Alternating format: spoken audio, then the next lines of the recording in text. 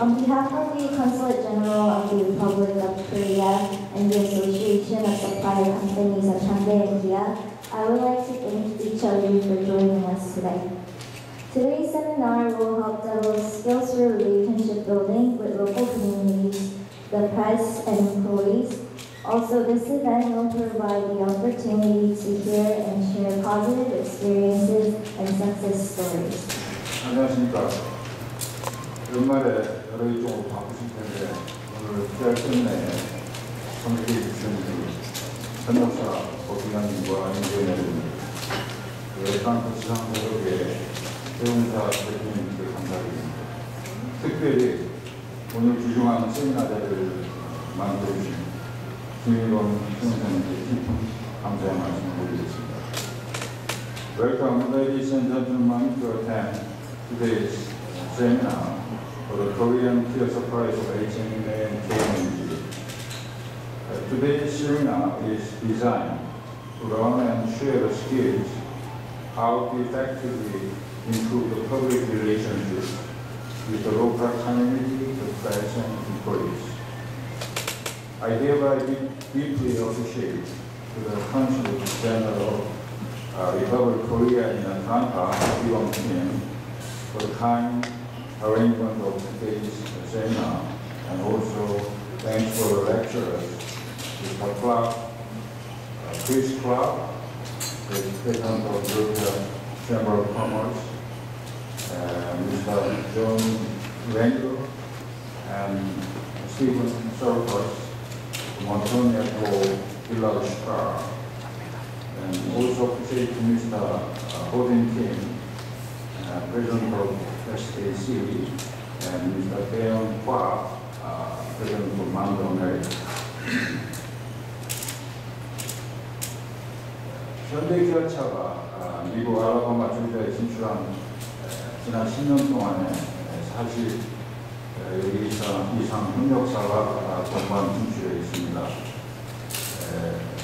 그동안 2만 명 이상의 신규 고용 창출이 있었고, 여기에 2, 3차 협력사를 포함할 경우에 고용수는 상당할 것으로 생각합니다. 유망스럽게도 그에 따른 저희의 경제적, 사회적 공헌에 대해서 지역사회로부터 충분한 이해와 감사의 표시를 받지 못하고 있는 부분이 있지 않나 생각합니다. 대부분의 진출 기업들이 현지 직원들과 지역사회의 관계자들에 의해서 열심히 노력하고 있고 또 좋은 관계를 유지하고 있습니다만 아직 문화 차이는 여러 문제로 인해서 긴장과 갈등이 있어왔고, 그에 따라서 협력사와 때로는 주종을 상대로 해서 소송도 제기되고 있고, 또한 지역 언론으로부터 사실과 다르거나 왜곡된 편파된 기사가 나오고 있는 입장입니다. 우리 협력사들이 진정한 현지 기업으로 정착하고 존경받고 인정받는 로컬 기업으로 성장하기 위해서는 보다 완전한 지역 현지 직원들과 지역사회와의 공공관계를 확립하는 것이 필요한 시점이 아닌가 생각합니다. 현지 직원들의 회사에 대한 충성도, 그리고 지역사회의 긴밀한 도움과 이해가 없이는 우리 협력사들과 한국 기업들이 이곳의 로컬 기업으로서의 지속적인 성장이 어렵다고 생각합니다. 오늘 세미나를 통해서 이곳에 진출해 있는 한국 기업들이 어떻게 하면 현지 직원들과 또 현지 지역사회와 좋은 관계를 형성할 수 있을지, 그리고 지역사회에 안정적인 로컬 기업으로 정착할 수 있을지에 대해서 전문가님들의 조언을 들어보고, 아울러 진출 기업의 성공사를 통해서 우리 협력사들이 이전보다 더욱 건강한 공공관계를 형성하고 발전해 나가기를 희망합니다. 다시 한번 오늘 세미나 자리를 만들어 주시고 직접 참여해 주신 김희범 총영사님께 깊은 감사를 드리고 준비하시고 애써 주신 이민영 선생님께 감사를 드립니다.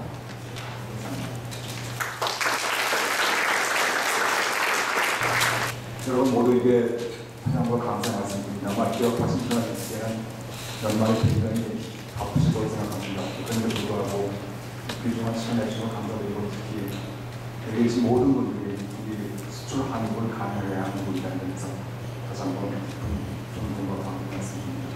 오늘 이번 행사가 굉장히 유용한 행사가 되었으면 바라겠습니다.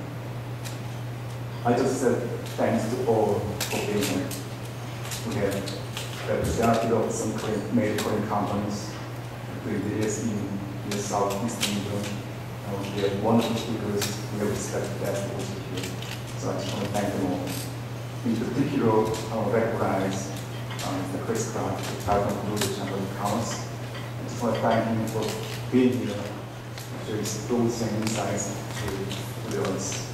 And also I want to thank the Pat, our special representative. Thank you for that. I just want to say a couple of things here.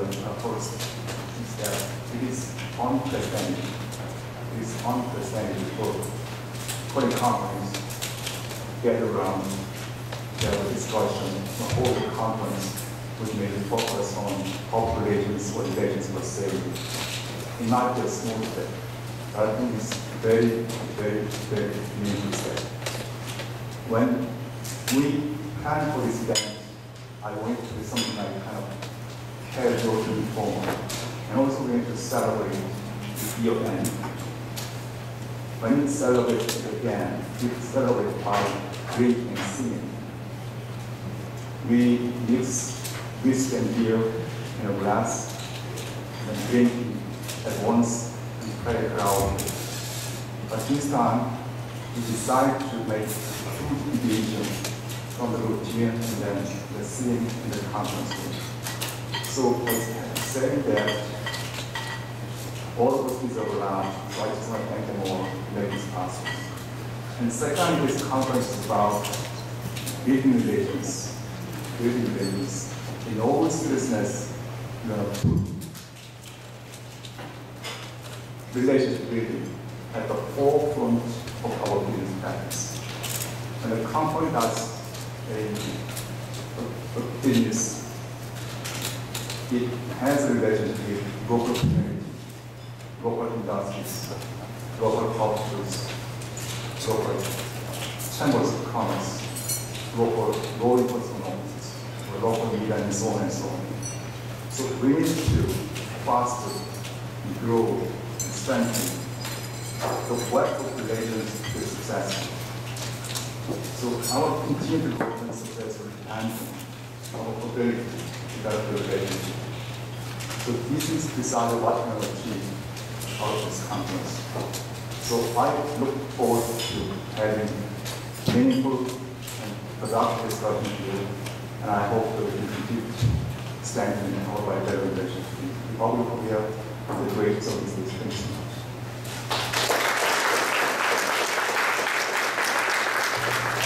I'd like to begin by thanking the Consul General for the invitation today. It is a pleasure to be able to work. The Consul General represents the country of Korea as well as all of your businesses extremely well. So, Consul General, thank you again for all of you do. I also want to recognize my partner, HS's, thank you, Dave, for being here today, and the great work that you do on the local level. And also my good friend B.J. Patrick, it's always a pleasure to be with you, and thank you for your support of economic development and business in the state of Georgia as well. When the Consul General asked me to come and share thoughts with you today, I was very encouraged to do so and very excited. Because of my previous job this week was very important to me. Before I became the president of the Georgia Chamber, I was the deputy commissioner at the Georgia Department of Economic Development. And 8 years ago this week, at the Atlanta airport, I met for the first time Mr. Young Han as we call him now, on his first visit to look for a site for Kia's manufacturing plant. I had talked to him the previous week on the phone, and our conversation has stuck with me for the last 8 years. It was about 7 o'clock U.S. time, about 7 a.m. Korea time, and he said he was very interested in finding a location for Kia in the state of Georgia, and would we be interested in working with him? And I laughed, and I told him, of course we would. We would welcome Kia and all of the suppliers. And we continued the conversation, and we talked about different communities and locations in Georgia. We talked about incentives and all the things that you're very familiar with. But at the end of the conversation, he said, Chris, before I come to Georgia, I want to know that the community of Truth County would like a partner in Kia that would like us in their community. And I asked him immediately, I said, Mr. Anyone, any community in Georgia would like you and would like your facility. And he said, no, specifically, it's very important for Kia that we have the right public relations and the right partnerships with our local community. He said, so I'd like you to go visit the community and call me tomorrow and tell me their answer. And so I went down to Paige's office, her predecessor, the next morning very early, and talked to community leaders from all over Truth County, and all of them together said, we welcome Kia, we welcome their suppliers, we want to work with them. And I called Mr. On back that night and shared that with him. And he flew in this week 8 years ago, and we spent the first day in a helicopter flying all over this area and all over Alabama, touring Hyundai. And that night on the way back, he said, Chris, it is very important for us that we have the right relationship in the community where we locate, as well as in the state, because public relations matters to our company. And for the next 11 weeks, we negotiated out that contract in California and Atlanta and West Point, Georgia, until I flew the governor to Korea and we signed the contract. And I want to commend Kia because they kept their word, Paige. They've been a great corporate citizen. They've been very engaged at the local level. They've been very engaged at the state level. And they have the image, I believe, that they want the LU's continued growth. I work with companies every day from all over the world, companies from all over the state of Georgia that understand the importance of good public relationships because they know that they need the public support, they need the support of other businesses, and they need the support of government officials.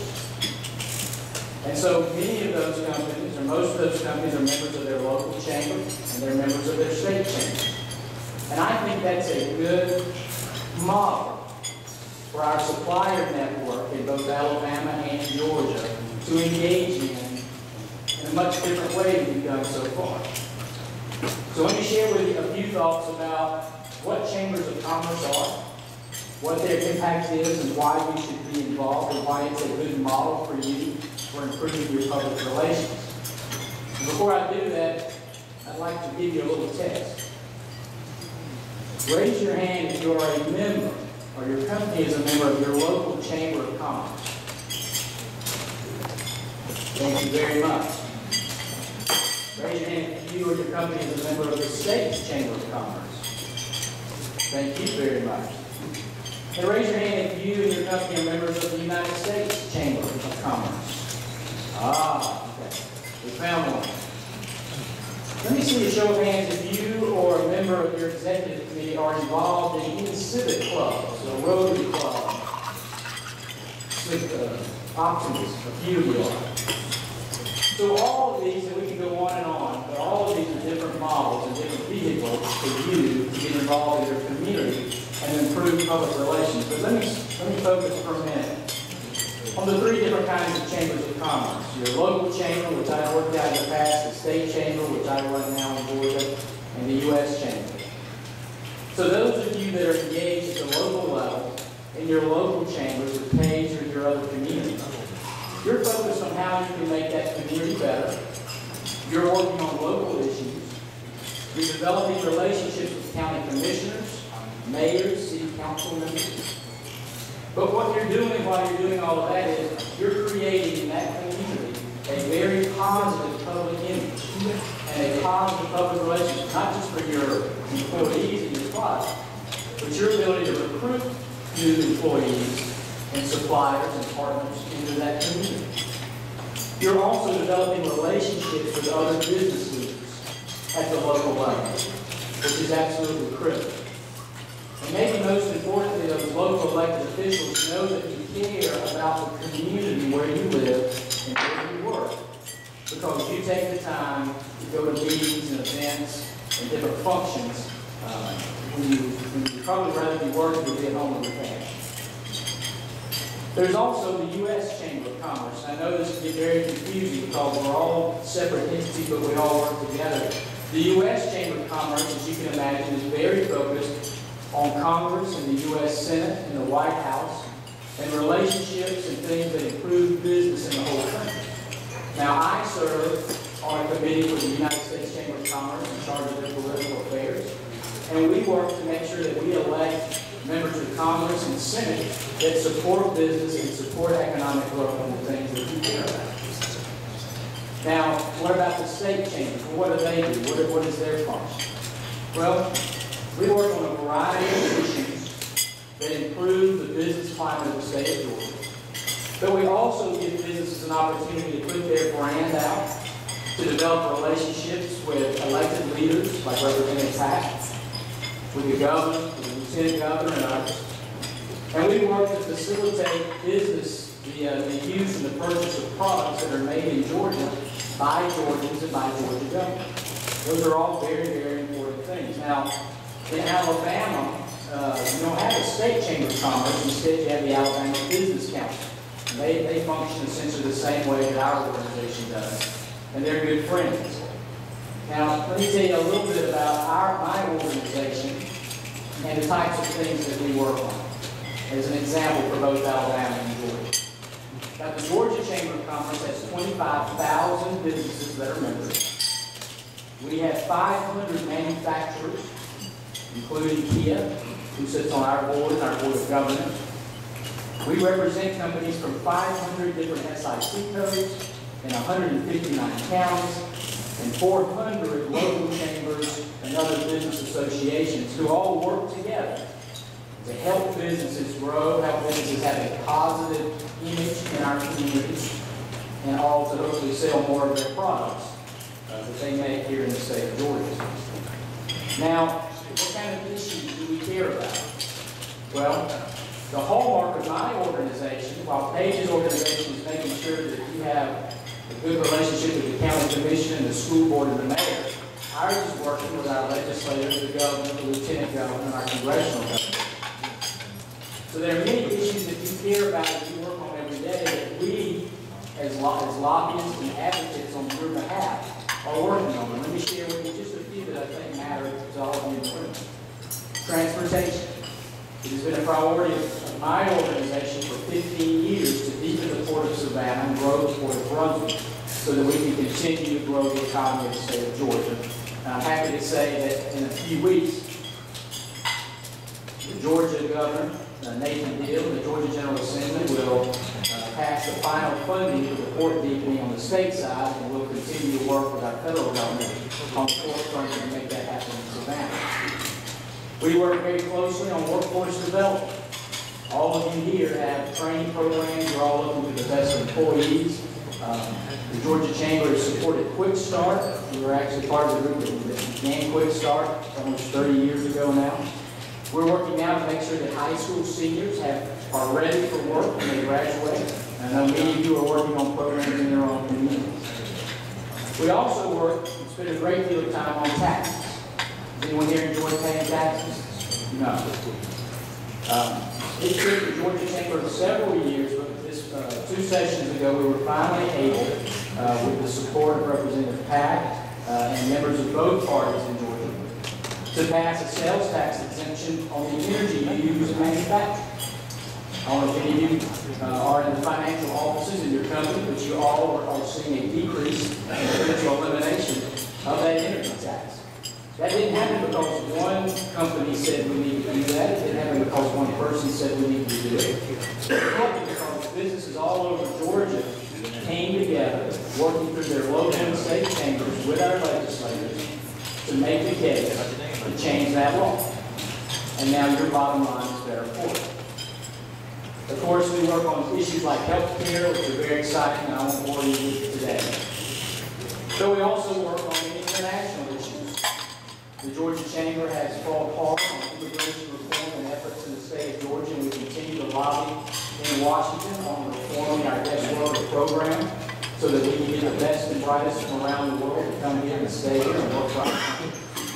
And we were very pleased to work with the Consul General, was it last session or is it last session, on passing a driver's license reciprocal agreements on driver's license.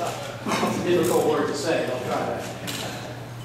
That was an issue that first arose for me when we were working with Mr. On negotiating the deal. But it took us that long to build, to get the information together, to build a coalition, to have the right PR in place, so that we could go to the General Assembly and pass that bill. Another area that's vitally important for us, and I believe is vitally important for you, is keeping Georgia, and I know the Alabama Business Council believes this and works hard on this here, making sure that we keep our right to work laws in place and the strongest in the country so that we can fight any attempts by unions to come into this state, in Alabama, or in Georgia. If you read the Georgia newspapers, you've seen my name in there frequently recently, going head-to-head with the head of the UAW, who obviously you know is working hard in Tennessee and Mississippi, unionized facilities there. And I've said very clearly to them and any other group that we're drawing a line in the sand and we will fight any efforts for them to come into these southern states, particularly into Georgia and Alabama. Now, to be effective in doing that and to be successful, we have to have a business community that works together, that has the right PR around it, so that we don't give unions the reason to come into our state. We don't have workforce issues. We have workers that are happy, that want their jobs, that come to work and are excited about working there. Because when they feel that way, they're not going to be out there trying to unionize, and we're going to be able to fight off those national organizations that they try to come into the state of Georgia. So when you think about your chambers, whether it's a local chamber of commerce or a state chamber of commerce, we are engaged on your behalf, both to make sure you got the right public image, but also to make sure that we got the right laws and bills in place so that you can continue to grow and have a positive experience here in the state of Georgia. Now, you can only do that, as the Consul General said, if you've got the right relationships. Now, chambers of commerce and civic clubs and engagement is different in every country around the world. In Europe and many countries, it's mandatory that companies are involved in their chambers of commerce so that they are always working on that positive public relations aspect. And they're always working to make sure there are business-friendly policies in place. I wish the government would make membership mandatory in our chambers in the United States, but that's not the way that it works here. Instead, our focus is voluntary. We're not an arm of the government. We don't get money from the government, the federal government, the state government, the local government. We get money from businesses who want to partner with each other, build their relationships, and influence people that have an impact on their business. Now, as you go back to your own company, you've got to put together the right strategy. And let me suggest to you a couple of ideas about what that strategy might look like. Now, it's one thing, it's very easy for your company to write a check and give it to someone and say, we're doing something good for the community. I appreciate that, I applaud that. That's not the end result of a positive relationship and public relations that you want. In order to do what you really want, at the end of the day, you've got to engage, which means you've got to have people identified in your company. They're going to be part of the local civic club, part of your local chamber, part of the state chamber, part of the different associations of business. The companies that we work with have strategies around this. They know where the CEO is going to be, where the plant manager is going to serve, where the CFO is going to serve. And they have that mapped out and they go and they engage in those areas. And so my suggestion to you is to join that local chamber, yes, like many of you have done, but to make sure that you're engaged, you're at the events, you're at the education events, the monthly meetings, and you're using those relationships in that body to tell your story and tell good things that are going on. Because it's not just the members of that organization that are here, it's all the different people in the community. Because we also serve as a little bit of a news network to share the good news and the good stories about what you're doing and what your industry is doing. And I would also encourage you, it's very important at the local level, but many of you, most of you are regulated industries. You have issues with the federal government, the state government, and it's important for you to have your brand have relationships at the state level, at the state capital, as well as in Washington. And that's why I think joining your state chamber is a good model for that. There are also other associations out there, Manufacturers Association, Automotive Associations, your Supplier Association, and all those should be part of your portfolio and how you engage as well. And so good PR for businesses in Georgia and Alabama, they aren't just about you buying an ad or reading a story in a magazine. The business leaders and the elected leaders in this state, and in my state, and in your community, they need to know you personally. They need to have a relationship with you, that they see you outside of work. All of those things are extremely, extremely important in our culture, particularly in the culture in the South. And so I think if you will engage that way, if you'll be strategic about your engagement, you'll see your brand growth. You'll see your support increase. You'll find that when we need something and we need support of elected leaders, like Representative Pat, that it'll be much easier for them. It won't take us 10 years. We'll be able to act much more quickly when you need incentives, when you're growing your company, when you need a certain type of permit that you might need maybe for water, or for air permits. All those things that you need to make your business work are relying on the relationships that you have. And I hope that this conference that you have here over the next couple of days, I hope you get good information. It's one thing to listen to us, get up and talk to you. It's a much different thing to go back in your company, to take the time to put together the plan, and to do as the Consul General said, and work hard to improve and maintain positive public relations. I appreciate the opportunity to share with you today and to be with some of my good friends. Consul General, I'm happy to answer any questions if there are.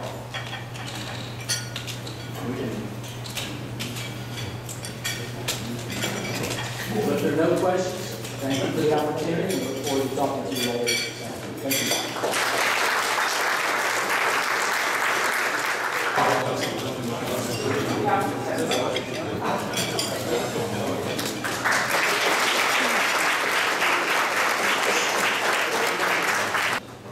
Good afternoon, everyone. We're here from Ballard's Bar.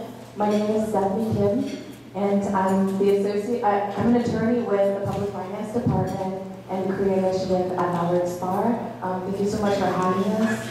안녕하세요, 여러분. 저는 발란티스 바에서 공공금융과 한국기업 관련 법률을 맡고 있는 김세은 변호사라고 합니다. 반갑습니다.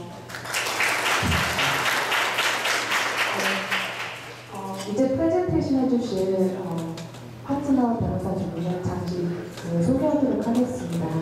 To briefly add on to the introductions of the partners, I would just like to add that Mr. John Langle is the head chairman of the litigation department at Ballard's Bar. We are a national law firm with 14 offices across the U.S., and he oversees all litigation matters for the firm. His area of practice is in labor and employment, and he has led the labor and employment group at the firm for over 30 years.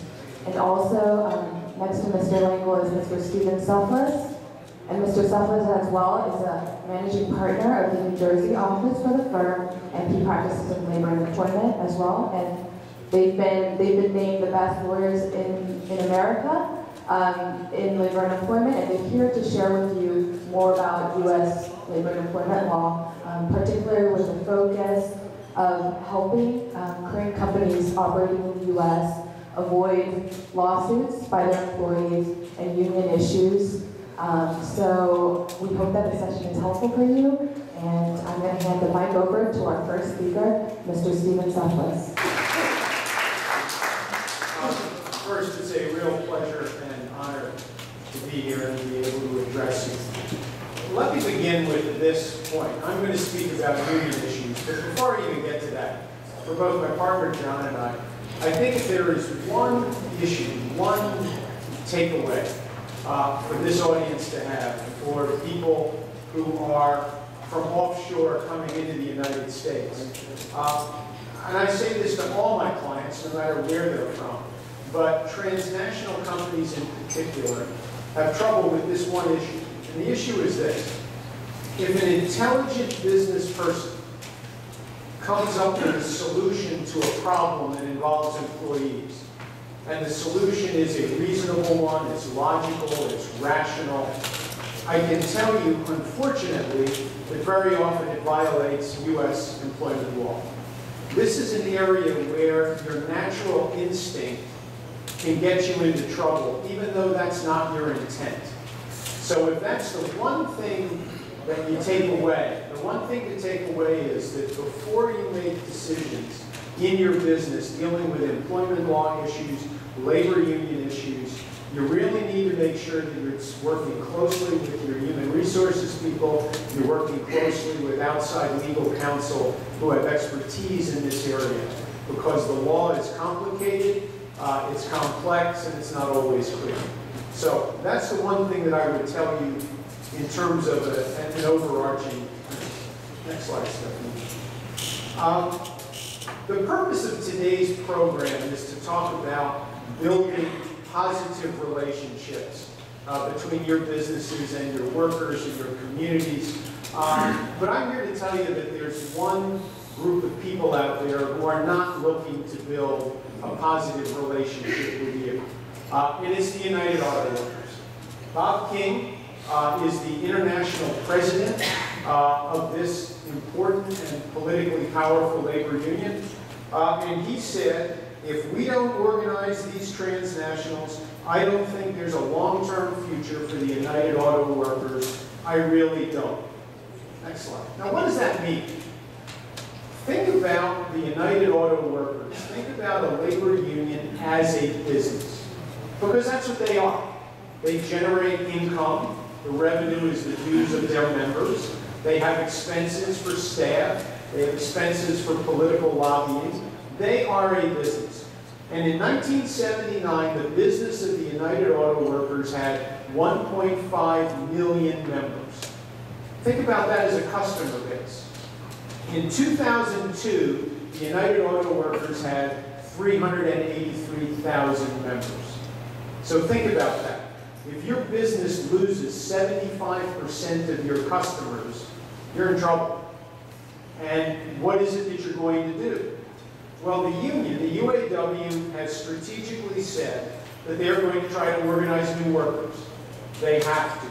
They have to expand their customer base. And they're going to do it in the business sectors where the union already has a major presence. Their position is, let's go to the businesses that we're familiar with. It includes higher education. You can believe the United Auto Workers represents lots of university professors and employees. It includes gaming. Believe it or not, the United Auto Workers represents a lot of casino workers around the country. But most importantly, it represents auto. This is the United Auto Workers. And they have said in the South, where there are more than 100,000 workers, not just for the manufacturers, but for, like you, the suppliers and the vendors. That's where they are targeting their strategic initiatives for new members and new business. Next slide.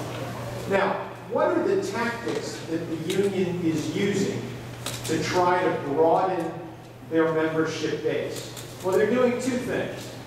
The first, and this is the one that unions have used for 75 years, it's called bottom-up organizing. It's traditional grassroots organizing. And what happens is the UAW goes out They contact the employees, the workers, they meet with them individually, and they try to recruit them. They try to convince them to support the union, and then they build groups, invite your friends, invite more friends, invite more friends, and the idea is to build it from the bottom up. Now more recently, and we'll talk about this in a minute, but more recently, the union has been seeking the assistance of community leaders and local civic groups to help them organize the workers.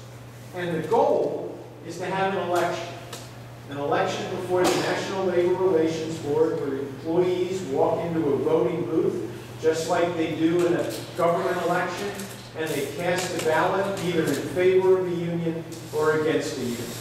So that's the typical historic tactic. Next slide. But what we're seeing the UAW do more and more in the South is what we call top-down organizing. And what happens here is the UAW does not reach out for the employees directly. They do not reach out for the workers. They pressure senior management. They contact the board of directors.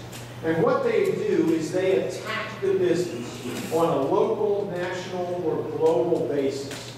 They try to shame the business about their practices with respect to their employees. And we'll talk about this in a minute as well, some more. But the goal is to have the business leaders, senior management, without regard to what the employees want, sign what we call a card check neutrality agreement. And what that means is the employer agrees to say nothing to oppose union organizing efforts. The employer agrees to give the union access to employees, to come onto the plant site, to meet with employees while they're on the clock, where the employer gives the union the names and home addresses, phone numbers, email addresses for your workers. And where the employer agrees not to have a secret ballot union election, where instead the union is recognized based upon the number of employees who have either signed a petition or signed cards expressing support for the union. Taking the employee's voice, taking the employee's personal opinions out of the equation. Doesn't matter. Next slide. So let's talk about a couple of case studies. What has the UAW specifically been doing? And many of this has been in the paper, and I'm sure you're familiar with much of it. Number one, we've got Volkswagen in Chattanooga, Tennessee. Here, this is top-down organizing. The UAW in America has partnered with the Volkswagen Global Works Council in Germany. In Germany, the labor union has a seat on the Volkswagen board of directors, and they have a lot of influence over senior corporate management in Germany. And what the UAW has been doing is working hand in hand with the German union. They are putting pressure on VW's board of directors and very senior management. What we've seen is frequent visits from the leaders of the German union to Chattanooga to meet with workers, to meet with local UAW representatives, and again to try to coalesce this pressure on senior management to recognize the union without an election.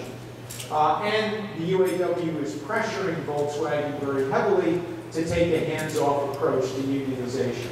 Now, I was just talking to Chris Clark during lunch, and he confirmed what I know, and that is that at the local level, local management at VW in Chattanooga wants nothing to do with the UAW, but the open question is, what happens with this international pressure in Germany, and how does that affect what happens in Tennessee?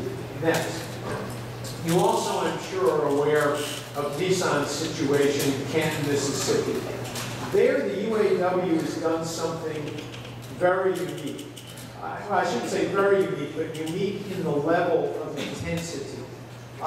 Remember, we've talked about how do Korean companies build positive relationships in local communities. Well, what the UAW has done to Nissan in Mississippi is to go to local organizations like the NAACP and the General Missionary Baptist State Convention of Mississippi, and they have had these civic organizations demonstrate and pressure Nissan, complaining about Nissan's labor relations. They went so far as to support a report that was written by a professor at Cornell University, which criticizes Nissan's approach to labor relations. The professor, it's his opinion that what Nissan is doing violates international rules of law. It's completely lawful under the United States legal principles, but again, it's the shaming principle, trying to shame Nissan by claiming that they are violating international human rights, basic civil rights in Mississippi, and international legal principles. The UAW is having pickets in Brazil at Nissan dealerships because Nissan is a co-sponsor of the 2016 Olympics.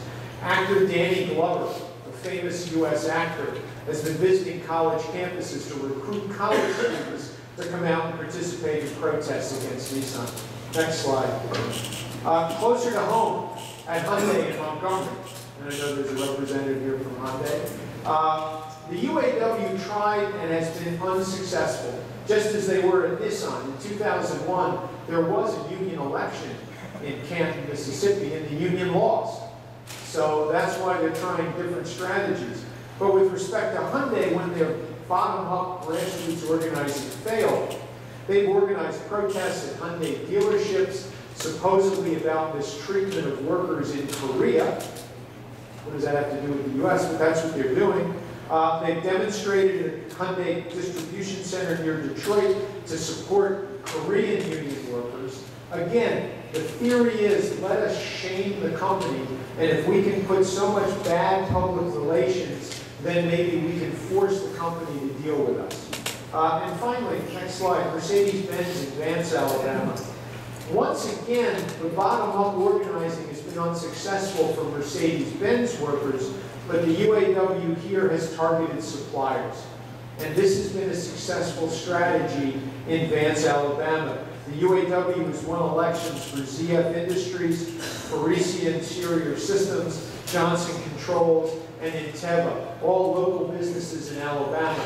And the UAW is hoping that once workers at Mercedes-Benz, at the manufacturer, see that the supplier workers have become unionized, that the union will be able to get some traction, generate some momentum, and build towards successful unionization. Next slide. So what should an employer in the South do? There are a couple of things that are very important. Number one, and again, this goes back to the very first point that I made, it is very important that senior management, especially senior management from overseas, is educated about U.S. labor laws and union strategy and tactics. Because the law of labor relations, the law of management dealing with unions in America is very much different than what you are used to in your home countries. And it is very important that you are educated because, again, an intelligent business decision could run afoul of the law in the U.S. Number two, it's not enough that senior management is educated. It's important that then all managers are educated. Because, for example, you would think that there's nothing wrong with going to an employee and saying, I hear that there's the UAWs coming around, are they having any meetings? What do you think about these issues? You would think that that's just normal question and answer with another human being. All of those questions are unlawful under the federal labor laws. So that's why it's important that everyone be trained so that there aren't inadvertent violations of the law. Next, we recommend frequently to our clients that they conduct what we call a labor relations union vulnerability audit.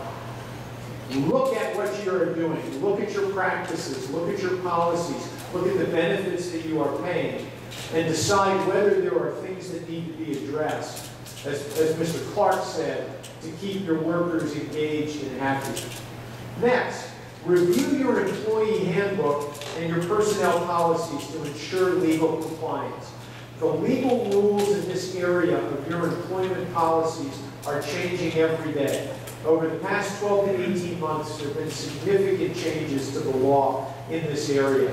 And so your HR office office really needs to go back and look over your policies and make sure that you don't have a vulnerability in this area where perhaps you've got legal violations that need to be corrected. And finally, and probably of equal importance to any of this, once you've done steps 1, 2, 3, and 4, number 5 is engage and educate your rank and file workforce. Make sure they understand the benefits that they already have. You'd be amazed at how people, it's human nature, after a period of time, you take what you have for granted. Those valuable health benefits that you provide, a 401k plan, vacation benefits, all the benefits that you provide, people take them for granted. They forget how important they are. So it's very important that you go back and then educate your workforce about what they already have, so that that way they're better armed to understand that perhaps there's nothing that a union can do to make things better for them. Next slide.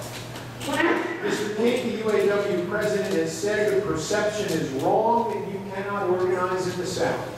And he has staked his reputation on this. He is going to be retiring within the next 12 months. And there are a number of newspaper reports that have indicated that he wants to have elections before he retires. So you may see even more activity over the next 6 to 12 months in this area. And so I think it is important for management to plan ahead. It is important for management, especially in the Korean supplier network, to think strategically about these issues now. Don't wait until the wolf is already at your door before you're thinking about this, so that you're prepared for what's coming. Thank you very much for your attention. Now,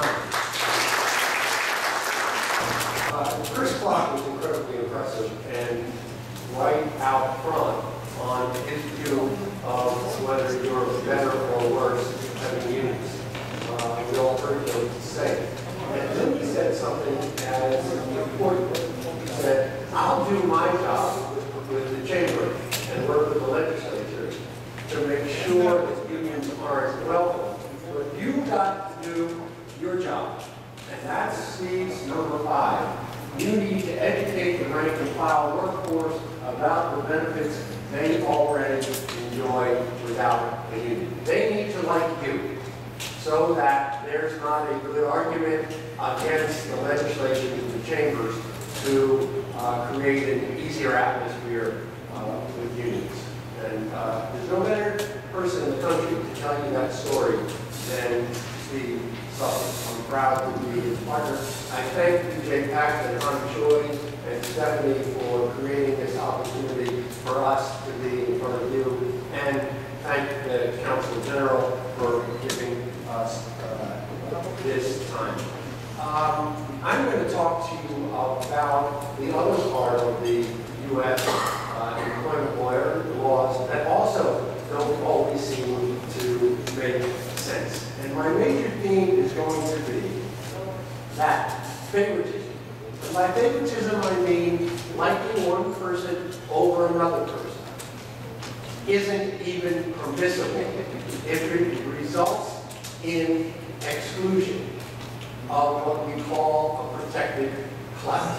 So if we have an all-male workforce and people happen to socialize with, do golf with, play sports with men, and wind up hiring men over women, even though they're never thinking about exclusion of women, if it results in the exclusion of women, it's wrong, we can't do it. So that's my major theme. Could we go to slide 2?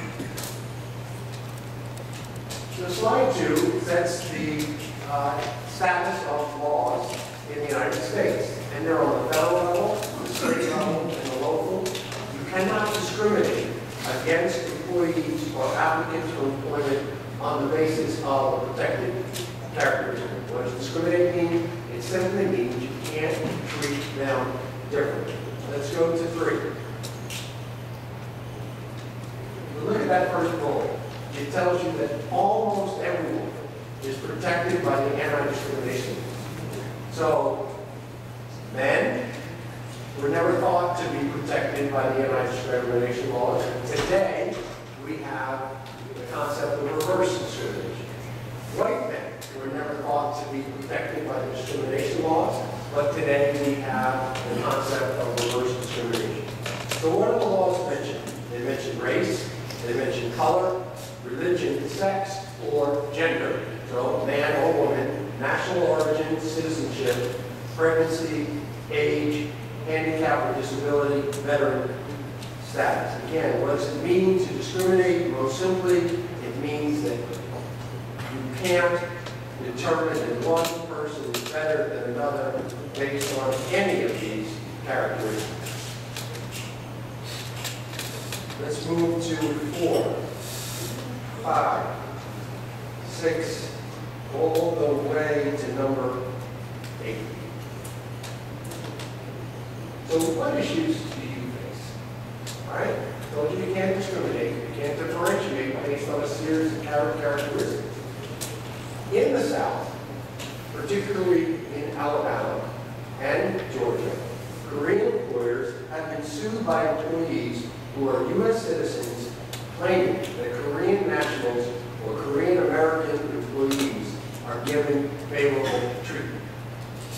The facts in a number of these cases have been in favor of the person sued.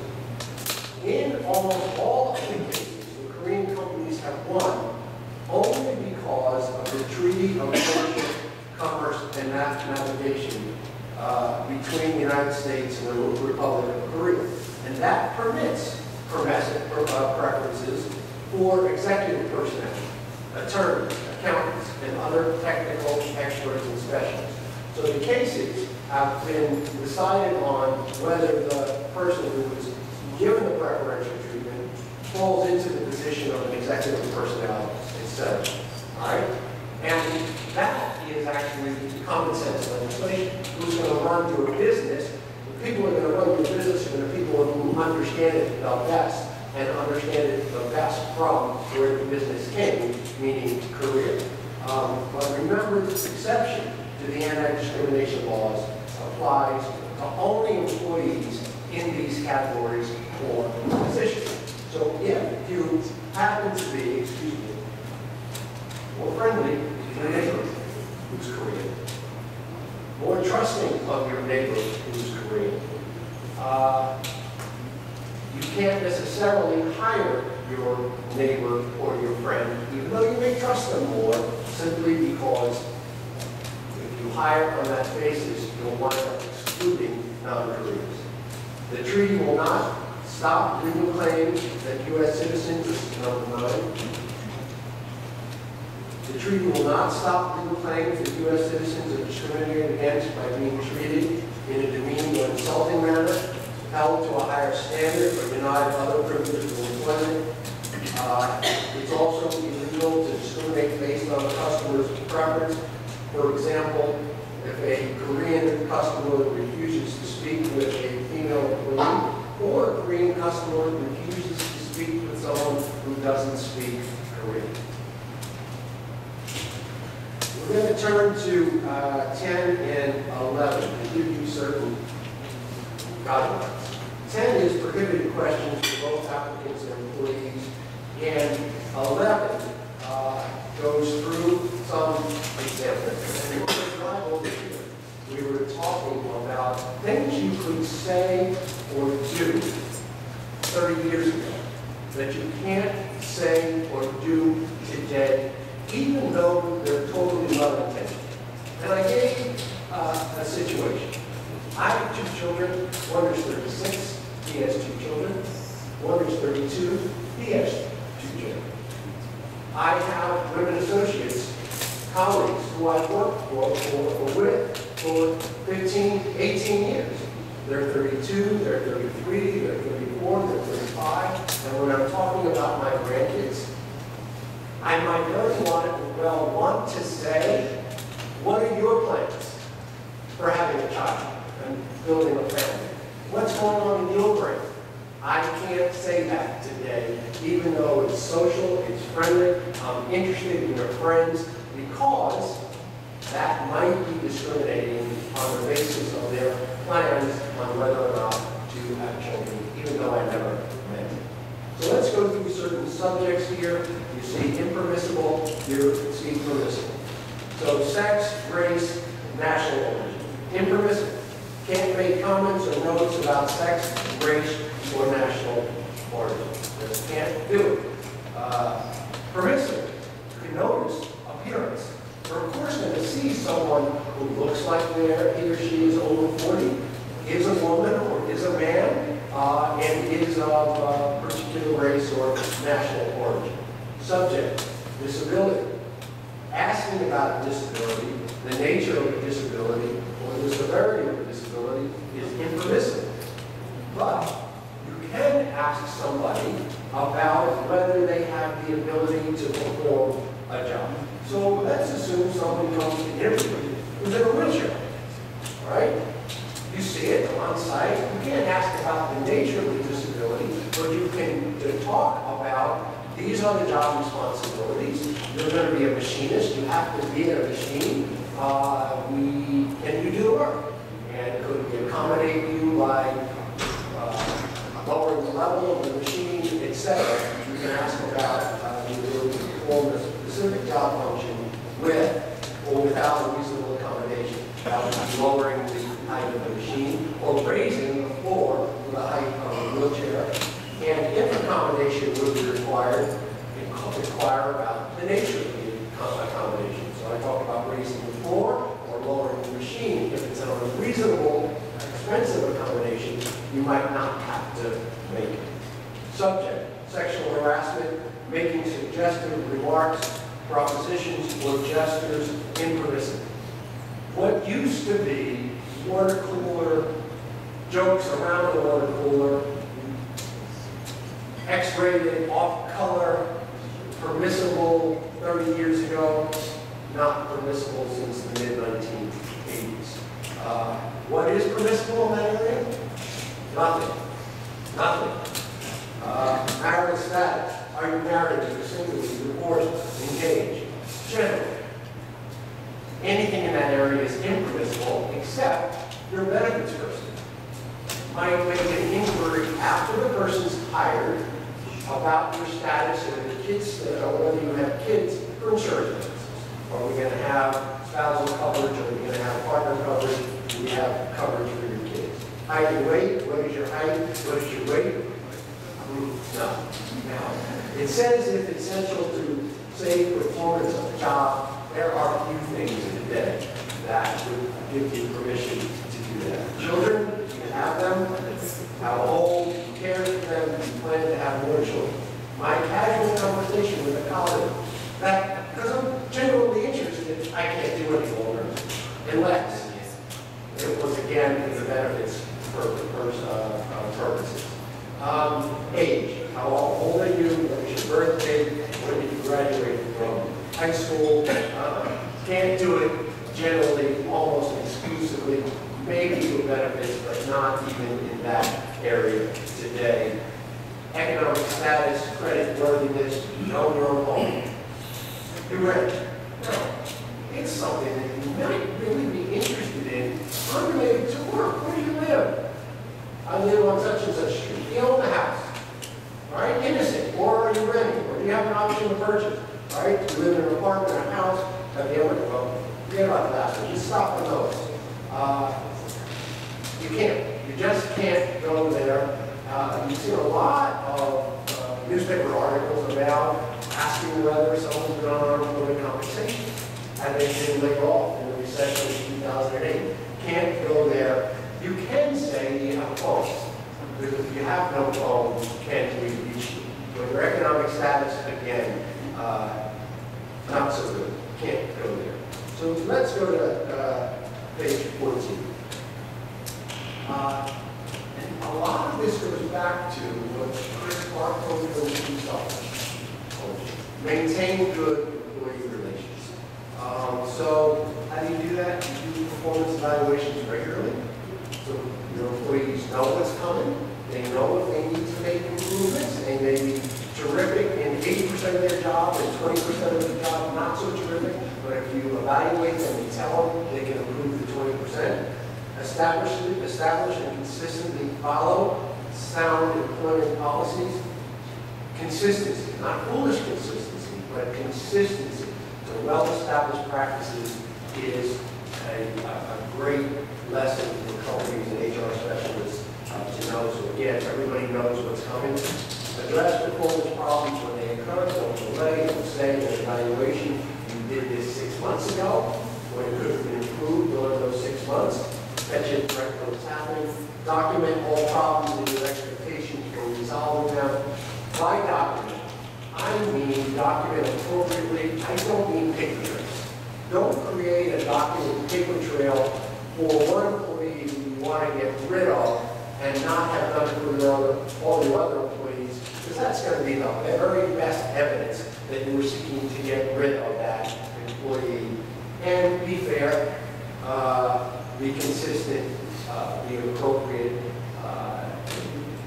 have good judgment, and be fair. And for the most part, you won't run afoul of discrimination. Again, thank you. Questions? We have time for questions? So, does the law, is the law set up so that the employer not ask, or does the law give the employee the right not to ask? Good question. Yeah, sure. And let's give 2 parts to it. The question was, is the U.S. law set up so that the employer cannot ask the question, or is it set up so that the employee can refuse to answer? In the union setting, the employer cannot ask. Now, the employer can always listen. If an employee wants to come to you and speak to you about workplace issues and speak to you about union issues, you can always listen. But the employer can't start the conversation.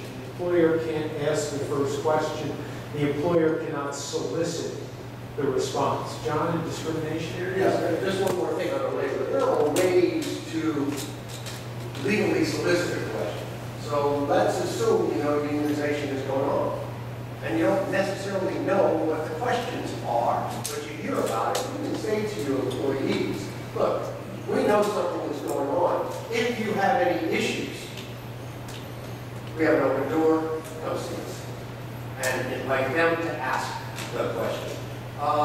What this impermissible and permissible category on page 11 and 12 and 13, you can't ask the question. You can't say that you have a disability and they can decline the answer. You just can't ask those questions. Asking those questions will get you into trouble. Any other questions? Good. So as far as asking the potential employees drug test results that would go into the drug series, how much does the employer expect? Okay. The question was, what are the employer's rights when it comes to drug testing employees? For pre-employment drug testing, and this would apply whether it was a union or not a union, right? After you've given, you can condition the job on passing the drug test. You can condition it on passing the drug test. But it has to be after the offer has been made.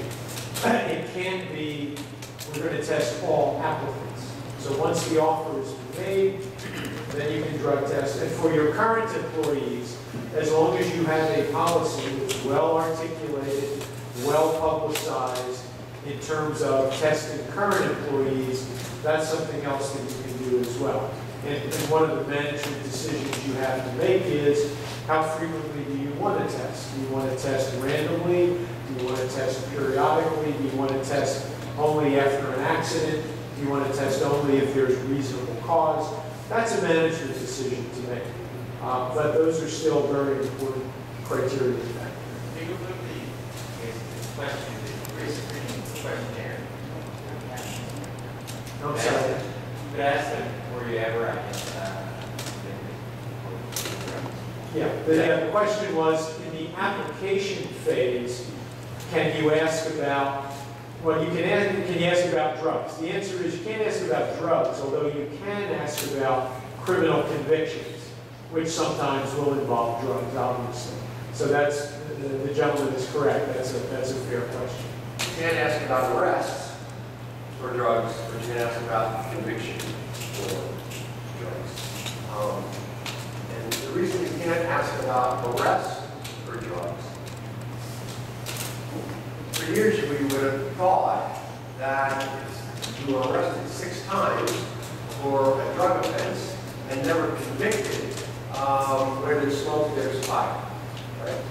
And that's probably still a safe instinct. Where there's smoke, there's fire. But in this country, more people are arrested in urban areas, and more people of color live in urban areas. So that arrest question resulted in more people of color who live in urban areas not getting jobs. So logically, instinctively, we might think it's a perfectly fair question. All right, and any others? Thank you so much for spending your time with us.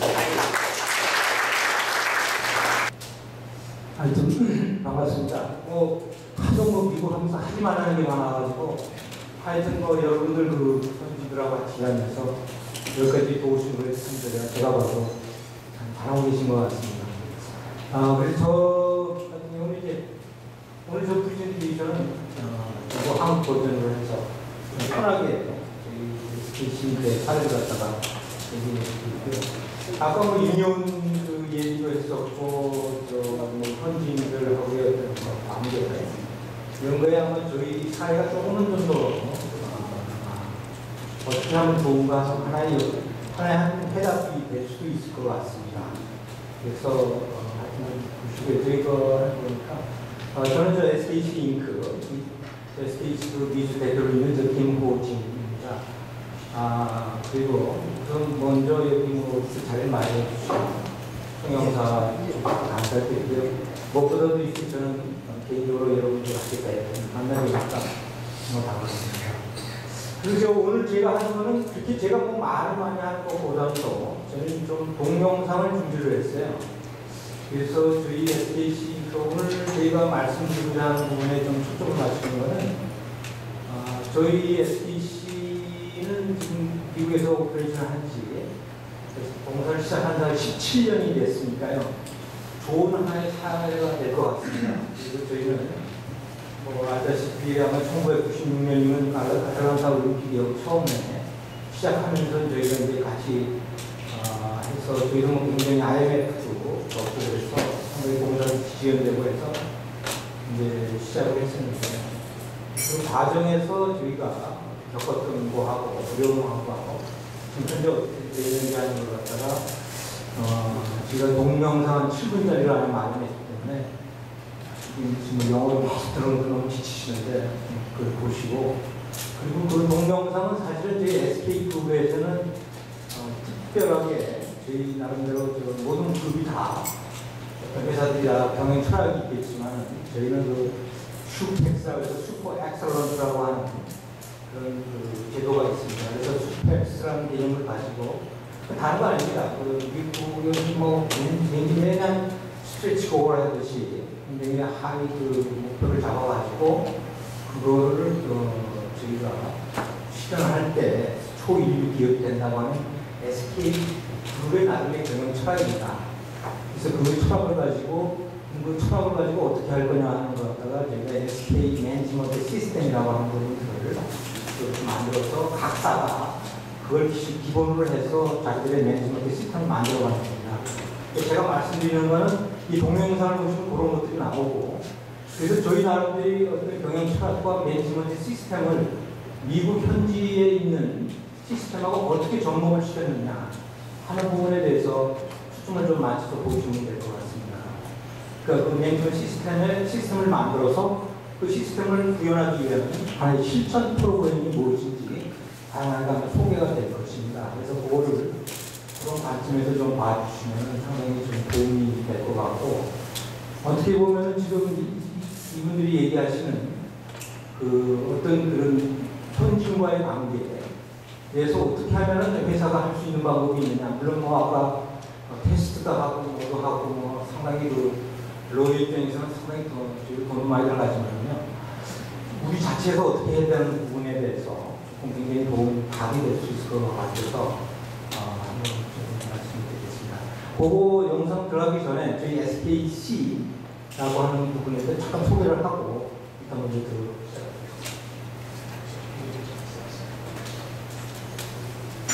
SKC 저 조지아 공장이 여기 나와 있는 부분인데요. 저희 공장입니다. 저 공장을 보시면 아마 여기 웨트룸 아까 나오셨을 거고. 그래서 저희 공장이 이렇게 돼 있고, 저 필름 라인하고, 여기 좀 소개하겠지만, 태양광 사업 하고, 우리 폴리우레탄 시스템 하우스에서 저희가 대한 솔루션에 납품을 하고 있는 폴리우레탄 공장을 합해서 3개 공장이 분류되어 있습니다. 그리고 여기가 면적은 좀 넘습니다. 초창기에 한 50만 평 정도를 해서 저희가 대단하고 한 10만 평. 그 인원은 한 300명 됩니다.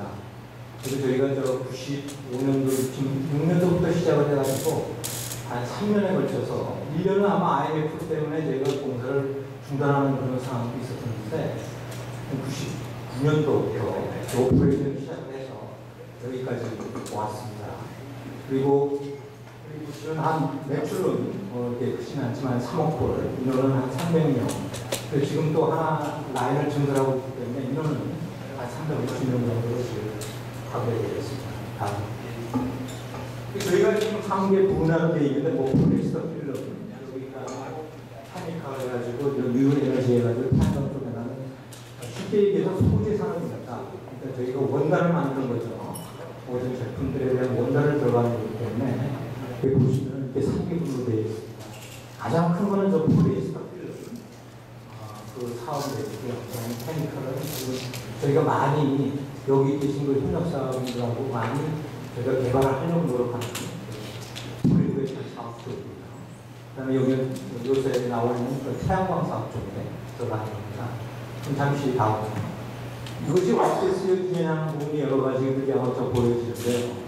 이 폴리우레탄 소재 같은 경우는 지금 저희 아마 쓰고 계시는 차 문제잖아요. 소음제 그 부분에 대해 들어가는 부분이 있고요. 여기 저 태양광 사업, 태양광이 들어가는 그런 부분도 있고, 지금 아마 자동차에 쓰는 윈도우 필름이라고 해서 거기에 저기에서 차단도 하고, 빛을 차단하는 그런 필름들이 아마 원단이기 때문에 잘 보이시겠는데, 저희가 이런 부분들을 갖다가 지금 생산해서 하고 있습니다. 그리고 뭐 미국에서 나오는 포장재라든가 이런 부분도 지금 나오고 있고요. 이 용도는 저희가 굉장히 다양하게 지금 생산해서 지금 전해를 지금 해드리고 있습니다. 그래서 여기 나오면.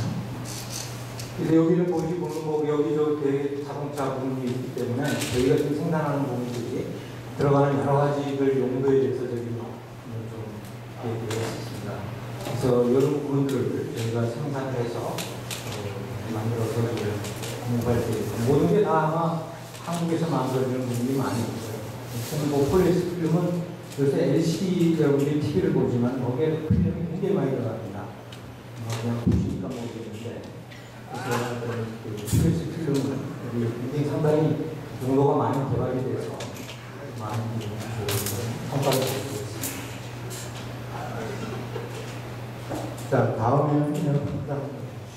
다음은 이제 동영상 들어가기 전에 잠깐 초창기에 지금은 모르겠습니다. 15년 전 얘기니까 지금 아마 뭐 현대기아차 5년 전 얘기하고 10년 전에 저희가 아무 한국 기업들이 여기 제조업으로서 진출하지 않은 그런 땅에서 들어와가지고 저희가 시작을 했던 겁니다. 그래서 아까 보는 그 공장도 지금 하도 없던 그 산을 이뤄가지고 땅 저 지었기 때문에 우리는 뭐 무에서 일을 어떻게 창조해봤는데 그런 과정에서 굉장히 몸으로 들어왔다가 시행착오를 많이 겪었던 일입니다. 그래서 이거는 사실은 어떻게 보면은 지금 미국 그러니까 초창기에 벌었던 이제 문화의 어떤 충돌, 컬처를 어떻게 우리가 극복해야 되냐는 부분에 대한 하나의 사례를 갖다가 한 거고요. 그래서 저희가 여기 진출할 때는 상당히 그 우리 본사에서의 어떤 그 기술이라든가 조직의 역량이라든가 이걸 굉장히 우리가 많은 부분에 수준에 있다고 해서 투자를 했지만은 실제로 와서 봤을 때 여기 현지인들의 어떤 기술 수준이라든가 이런 부분하고 한국에 붙이다 보면 상당한 로스도 많았고 그리고 많이 물론 뭐 여기서 말하는 퀵스타트 같은 것도 저희가 해서 공장에 보내고 해서 한국에서 교육도 시켰지만 실제적으로 그래서 저희가 우리가 하고 나서 시작 공사를 하고 나서 한 3년 4년 후에 보니까 초창기에 교육을 시켰던 사람의 80%가 나간 겁니다. 이 나가서다 보니까 이것이 그때의 어떤 우리가 공사 초기에 아마 지금 현대나 기아 모든 계열사들은 하청업체들은 아마 그런 부분들을 옛날에 얘기했지만 교육을 시켰지만 나가는 바람에 그 사이에서 겪는 게 바로 그럼 과연 그게 무엇 때문에 이렇게 이루어졌느냐 하는 부분들을 저희가 극복하기 위해서 동영상을 보시면 어떻게 했는지 하는 것을 조금 이해하실 수 있을 것 같습니다. 그리고 시장 변화 이건 우리가 제가 오늘 말씀드린 건 어떤 비즈니스 측면이 아니라 조직의 측면에서 또 관리적인 측면에서 어떻게 우리가 극복을 해야 하는 사례를 갖다가 여러분들과 같이 한번 나누겠습니다. 여기 보시면 저희 예를 보면 여기 아마 2006년부터 조금 저희가 이 일을 시작을 했지만 그 전에는 지사장이 한 5년에 5명이 교체가 됐어요. 어떤 분은 6개월 만에 교체를 하고 어떤 분은 1년 반 만에 하고 그걸 뭐냐면 몸노릇을 이렇게 하고자 하는 그런 시행 사고도 하고 그렇게 됐었는데 현실과의 충돌 속에서 어떤 위험도 있어가지고 그런 부분들을 많이 결제했던 어떤 일가들이 많이 있습니다. 그리고 아다시피 조직 OT 거부라는 지금은 돈 많이 주면 하긴 하겠지만은 그때 당시에는 상당히 이런 부분도 거부하는 게 있었었고요. 그 다음에 한국의 보스 저희도 초창기에는 주재원이 한 70명이었습니다. 70명을 하다가 지금은 저희가 특이하게 저희는 주재원을 개념이 없고 70명의 주재원을 중에서 나중에 그게 기록도 하고 했지만은 그 중에서 15명을 교육교환을 시켰습니다. 주재원이 아니라 현지에서 일단 모든 그 영주권을 주고 여기서 살아라 하는 부분에서 현지화를 시킨 부분이 한국에 상당히 큰 부분이 있었고 그래서 본사와 현지화를 교체함으로써 나오는 관리 보수를 갖다가 줄이는 그런 부분이 있습니다. 그래서 상당히 그것이 도움이 됐던 부분인데요. 나중에 그것 하나의 우리가 했던 하나의 방법입니다. 그리고 주재원들에 대한 보정 시가 여러분들 아시지만 주재원들 왔지만 그 사람들은 책임은 있지만 권한은 있지만 책임이 없다. 자기들은 왜 책임은 잔뜩 있고 권한은 없다. 그래서 영원한 해본 죽지 않는 것처럼 주재원은 절대 그만두지 않는다는 그런 시각도 여러 가지들이 많이 있던 초창기에 90년대에 있던 얘기인데 지금 많이 이미 극복을 했지만 그 당시에는 상당히 많은 부분을 겪어가는 것이 있었습니다. 여기는 이거는 그 당시에 96년도 얘기니까요.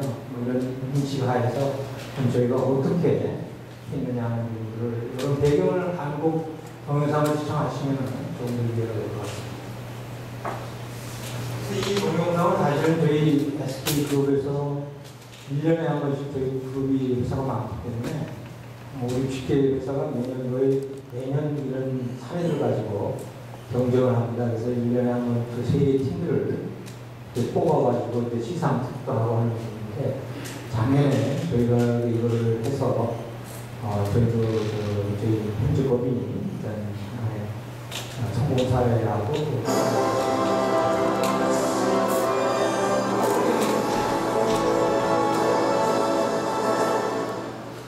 I've been working for SKC for 14 years, and I have to say that this is the best company I've ever worked for. SKC believes in taking care of their employees as if we're a family. SKC is an awesome company to work for. 1990년 미국 조지아주 코비입니다. 국내 필름 산업의 역사를 거쳐온 SKC. 그 글로벌 전투기지로 미국을 비롯했다. 하지만 상황은 결코 만만치 않다. 그리고 시련은 곧 우리에게로 현실로 다가온다. During this time, we didn't know much about Korea. We thought that it was a small country that produced low-quality products at low cost. Language barriers and fast-moving expectations were unfamiliar to us. This led to tensions between Koreans and Americans. 비즈니스 이전에 문화와 사람에 대한 문제였습니다. 조직 문화와 사람, 비즈니스를 동시에 혁신하지 않으면 SKC인크는 생존할 수 없습니다. 90 끝에 지난 2005년 회사의 명을 걸고 이 문화 융합, 조직 구성원의 역량 강화, 수익 경영 등 세 가지 영역에 대한 수백 스튜브를 본격적으로 시작합니다. During our team meeting, we discussed our survival strategy. It was clear we needed to restructure our resources. We decided to engage and empower our employees. Our message was to embrace the best of both cultures in order to overcome this desperate situation. SKC인크는 서두르지 않았다. 혁신 영역에 대한 추진 방향을 설정하고 실천 프로그램을 실행에 옮겼다.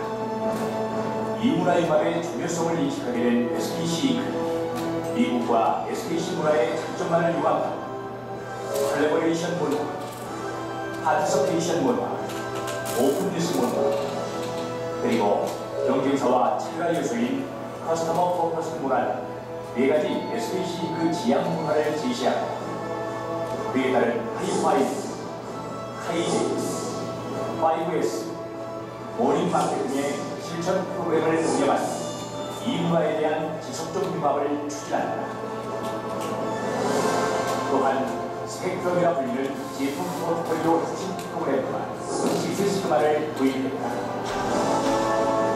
이를 추진하는 과정에서 마케팅 역량 및 검사 공정, 설비 기술 역량, APRS 협업 역량을 레벨업 시켰고 챌린징 스피릿을 조직 전체에 확산시킵니다. Over the past 10 years, SKC Inc. has developed systemized execution training programs based upon its SKMS management system.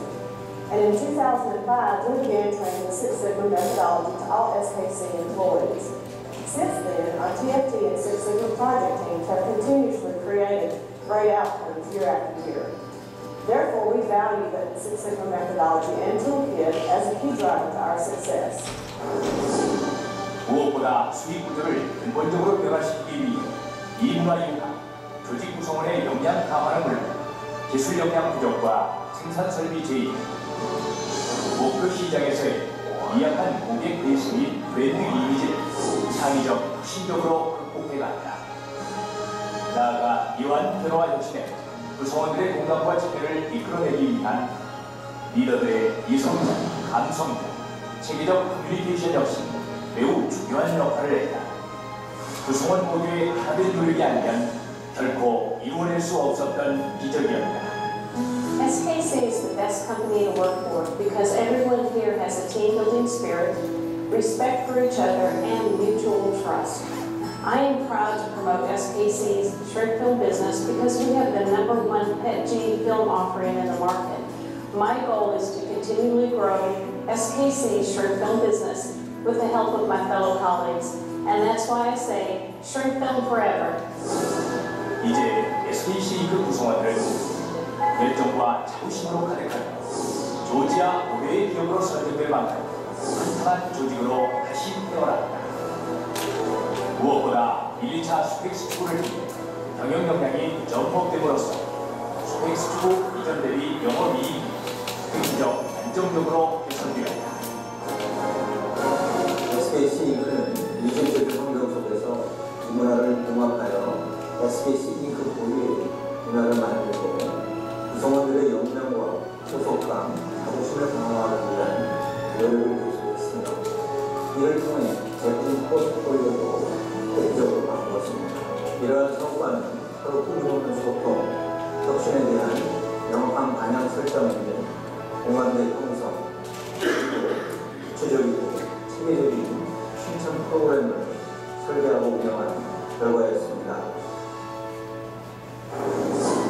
쉽지 않은 시간을 달려왔지만 반드시 이루어낼 꿈과 비전이 있기에 SKC인크는 지금 또 다른 도약을 준비하고 있다. 수행수초 활동으로 축적한 경영 노하우를 체계와 명문화하여 SKC인크 외에 SKMS 실천 핸드북인 심스를 설계 운영하고 있습니다.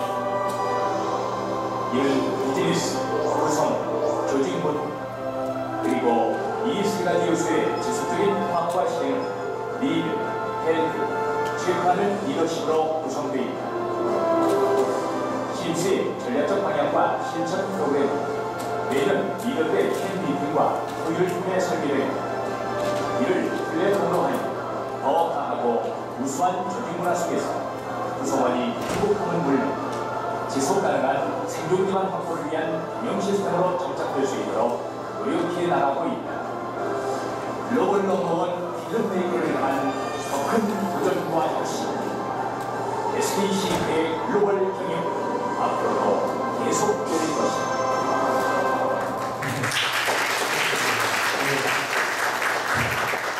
뭐 이렇게 각색을 하고 정말 했긴 했지만 기본적인 거는 그래서 아까 여기서 말씀하셨듯이 이거에서 그런 건지는 몰라도 한 7년 동안, 10년 동안 하면서 사실은 그 걱정했던 어떤 리걸 이슈나 민원에 대한 그런 것들은 다행인지 좋은지 그런 부분은 아마 없다고 지금 보고 있습니다. 그래서 물론 이런 부분들이 지금 오랜 역사를 갖고 있기 때문에 가능할 거라고 보고 있고요.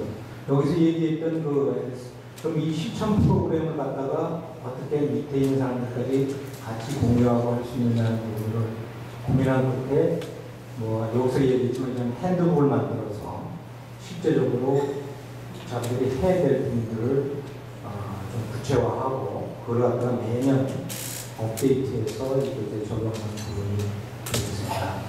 그래서 여기 보시면은 아마 지금 하나 식시그마 공장 입장이니까 하나 제안을 드리면은 저희가 SKMS라고 하는 한국에서 쓰였던 매니지먼트 시스템을 여기 적용하는 데 있어가지고 그냥 그것만을 가능하기보다는 미국에서 생산해서 가장 많이 쓰고 있는 식시그마 그걸 도입을 해서 지금 그것을 접목시켜서 우리가 그게 한 공장에 생산성 향상에 항상 큰 틀이 되고 있습니다. 그래서 식시그마뿐만 아니라 그걸 SKMS라고 하는 게 공유에 SKMS라고 해서 여기 지금 그 다음을 좀 보시죠.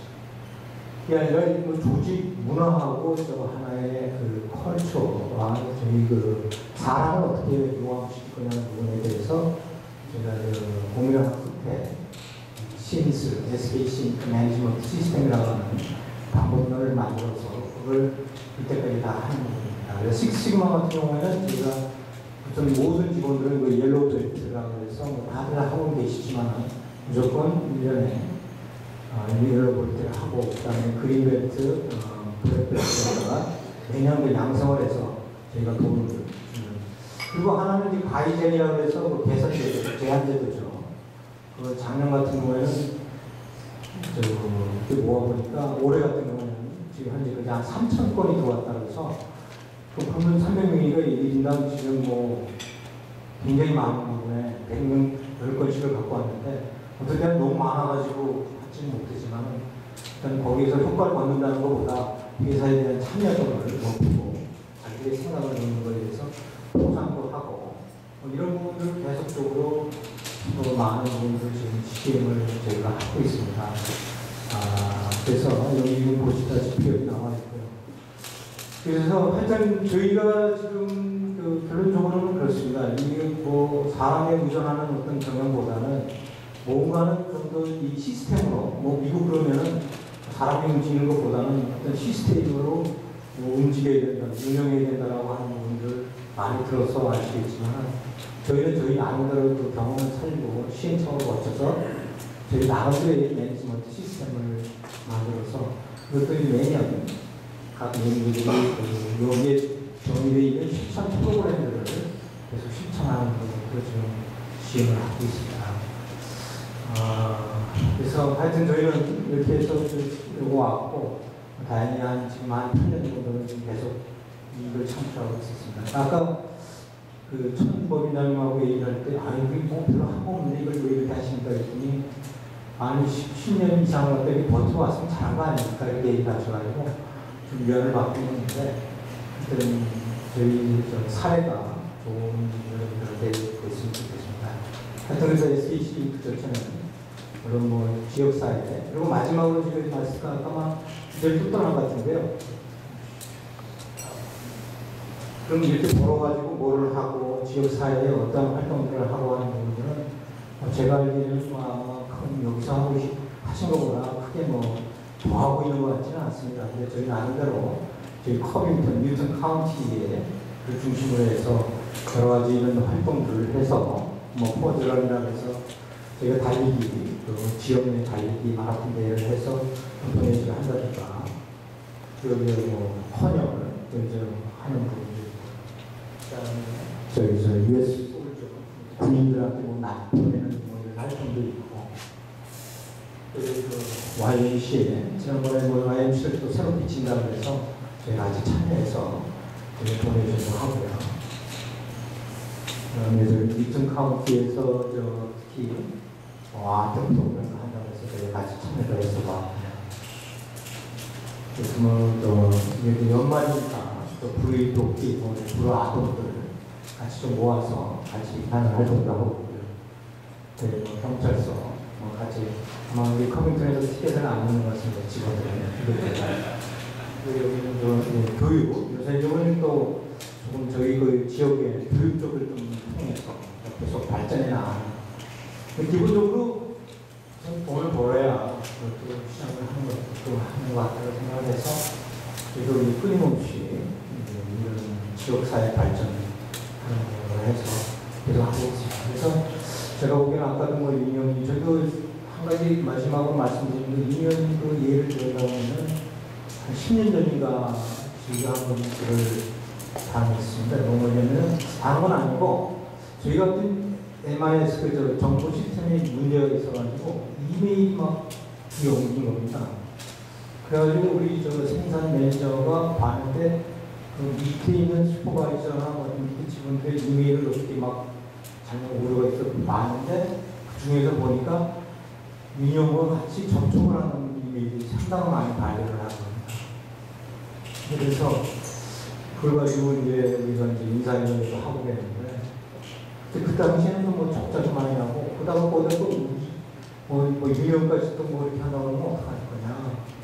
굉장히 고민도 많이 했는데 그때 우리 이거 하면은 적자도 나고 그냥 클릭 해보겠다 하고 이렇게 김주행선한테 겁도 주고 이렇게 했었는데 일단 좀 무식한 방법적으로 그래서 해가지고 그거 했는데 제가 보기에는 끊임없이 그거는 일어나고 있는 것 같습니다. 그래서 그걸 방지할 수 있는 거는 아까 저희가 제안하는 것처럼 그만큼 같이 현지인들하고 동원돼서 같이 일을 해서 아마 어떤 이성적이나 감성적으로 어떻게 해주하겠냐 이런 부분들 가지고 지금 계속 접촉을 하고 있고요. 그래서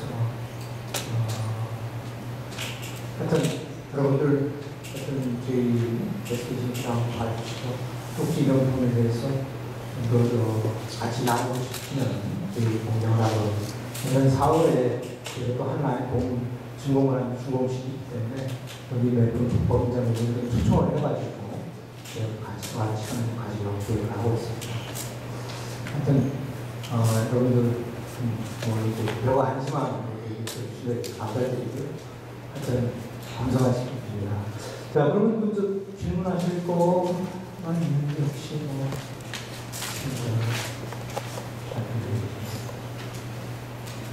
네, 감사합니다.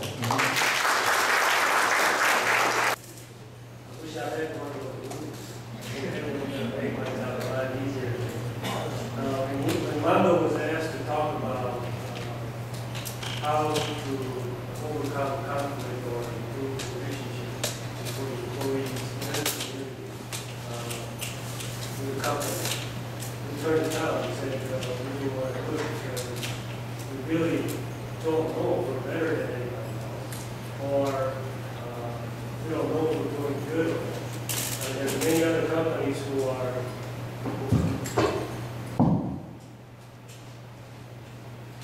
there are many other companies who are probably doing many more good things than us.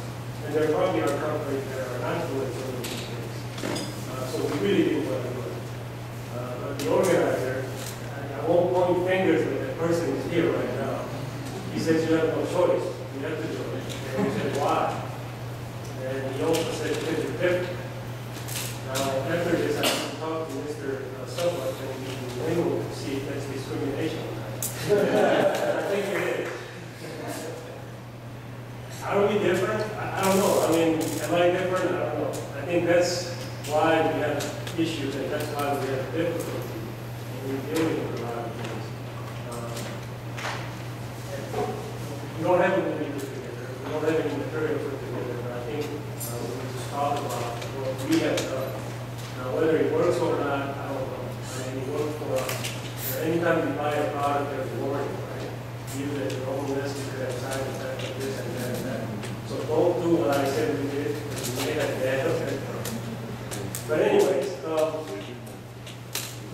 if you look at the previous speaker, Mr. Kim from SKC, they've been here for 17 years. So they probably went through everything that we are going through. They have overcome a lot of these issues. A lot of us, other companies are still experiencing it. And some are pretty new, so they're just starting to see difficult issues or situations that we face every day. And also, you heard attorneys, Mr. Langer, and someone talk about some of these things that we can't do. Yes, still we have to do the job. I think everybody here has to agree that manufacturing business, especially running a manufacturing operation in America, is not an easy thing to do. I think everybody has to agree that we all have a very tough job. Tougher, yeah, because we are companies from Korea who came here with the practices and mindsets from Korea, came to U.S. and tried to run a company and start up a company and trying to get good results. Obviously, it's a lot harder than a typical American starting a company. So it's a tough job, and it's everybody here. I know everybody here, we see each other, and we play golf together. So it's kind of awkward to talk about what we do, but still, since I was asked, we will talk about something else. So thank you for having us. Some of the things that Mando has done, you may not like it. I know our headquarters doesn't like some of the things that we have done, but it's working for us. If you, MCA, Mando Corporation in America, most of you know it, but some of you don't. So I'll tell you briefly about what we do and where we're at. We started our manufacturing operation in July 2004. At the time, our sales was about $50 million a year. When I joined the company in 2006, our sales was about $100 million. And this year, we expect to have about $960 million of sales. So if you look at over the last 7 years, we grew a lot. We grew 9 times or 10 times. So we went through a lot of changes to be able to start a company, to be able to deal with the difficult demands from Hyundai and Kia here. They are very difficult and demanding. So to try to keep them satisfied. And also deal with the GM and Chrysler, which is a different way of doing things. And also dealing with the conflicts that we all talked about. Korean way of doing things and American way of doing things. So we grew a lot. We went through a lot of difficult times, but I think we can see about 3 big key points that we went through. One is when I first came to Mando America, there was a lot of Koreans only meetings going on, and I think everybody here knows that. Now, is it good or bad? Well, it's not good or it's not bad. It's neither, right? If you need to have a meeting with Koreans, you have to have a meeting with Koreans.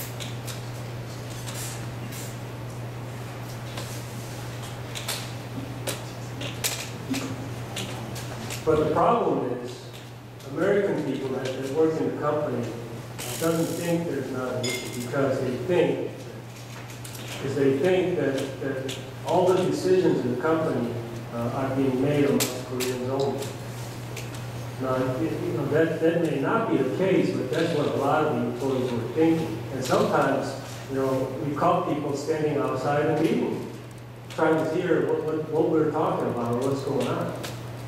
And also, we had a lot of meetings where there were American staffs present, but we were conducting the meeting in Korean. And I know we still do that. A lot of companies here still does that. And to do that, I guess could be okay, but if you got different people in there, it's not productive.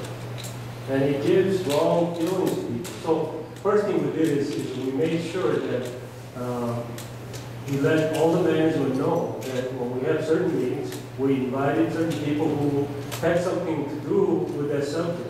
So everybody knew what meeting was happening, whether there were only Koreans in there, or Koreans and Americans in there, or just Americans in there. So that was open to everybody. So everybody knew what kind of meetings we were having. The other thing is if there's at least one person who didn't speak Korean, obviously we did not speak Korean in meetings. Now we had to say things in Korean and English both sometimes because there were some Koreans who didn't speak English well. So it was a lot more difficult and time consuming, but still we had to do that. So that was the first thing we did. And when we did that, I think some of the trust issues that we had started to change. And then the other thing I saw was there were a handful of, expats or FSCs, as we call it, that came from Korea to work in NCA. They were doing everything. Basically, one person is taking over purchasing, material control, production control, and then another guy is doing maintenance, production engineering. So one FSC or one expat was doing multiple things and making all the decisions. And obviously they can't cover it. They work hard, but they can't cover it. So one of the first things we've done is to hire managers for all the department heads that we have, and make sure that we hire people that I trust, that I feel comfortable with. And when we did that, obviously we saw some change, but still we were not making money. We were still losing money, and a lot of the companies here probably lost money or still losing money. And in 2008, after we had our management team in place, we thought we were going to make some profit that year for the first time. But as you remember, at the end of 2008 and beginning of 2009, the auto industry in North America or globally went down the drain. So if you look at our sales, 60% of our sales is to General Motors, and about 36% of our sales is to Hyundai and Kia, and the rest of it is to Chrysler. So in 2008, we thought we were going to make profit for the first time. That's when the material costs went up. Customers were not compensating us for it, so we had to eat it. And then at the beginning of 2009, we thought this would be the first year that we were going to make some profit. And everybody, including hourly salaries, Koreans, Americans, they were all excited about it. But came January, GM shut down most of their plants. So basically, we were running at only about 1/7 of our capacity at the beginning of 2009. So we had to lay off people, which is something that I have never done before. But I think by communicating with employees and letting them know where we're at, and letting everybody know that this is something that we have to go through, and go through the proper process so we are not discriminating or playing favoritism, picking one person versus another to lay off. And it was clear to everybody, transparent. So everybody took it, and we even had some employees who said they will bring their lawnmower and they will cut our grass. And some employees came to us and said, I'll clean the bathroom. So by going through that difficulty, I think there was a connection that got made between our employees, hourlies, black, white, Koreans, salary people, everybody. So as things got better, GM came out of bankruptcy and Chrysler came out of bankruptcy, sales picked up again, and by September, we were making money again because the volume was up. So we brought back all the people that were laid off, and everybody in the company was ecstatic. And that was a second big turning point for our company, where we were able to see accountable, and we started to feel like I guess, one team, and more like a family rather than just acquaintances who happen to work at the same place. And then if you look at the third point, is in 2010, after going through all that, 2009 obviously, because the 60% of the year the sales was down, so we couldn't make profits. But 2010 was the first year that we did make some profit. And we shared it with all our employees. And throughout the whole year, we let everybody know where we were at. And everybody wanted to work for a company that made profit, because, you know, as our chairman always tells us, that a person who runs a company that doesn't make money are just like criminals. And so it was very important for us that we did make profit. So we did that in 2010. And then again, there was a third big turning point where everybody felt like what we did has worked. What we did is working. So if you look at those three big points, that those are some of the, I guess, experiences and some of the bonding situations that we went through. And I feel that by going through those phases, we have become a closer, I guess our employees have become the relationship has become a lot closer than it would have been otherwise. And the person or somebody in our company said, if you're going to talk about an employee relationship or a community relationship, you got to also talk about what are some of the things we do for American employees, and then what are some of the things we do for Korean employees. They think, the person told me I should talk about that. Well, we don't do anything different for Korean employees or American employees. Some may do, but I don't. I mean, I do the same thing to American employees as well as Korean employees. I do the same thing to black employees versus Filipino. I mean, maybe it's good and bad both. I don't see the difference. You know, a lot of us think that, I don't think I'm going to say this. Anyway, so we don't do anything different for a specific group of people, because to me, it's just not right. I mean, we all decided to come work for our company, Mando America, and once we made the choice to come to work for Mando America, to me, they are all same people. They are all same color. They are all same race. I don't really care.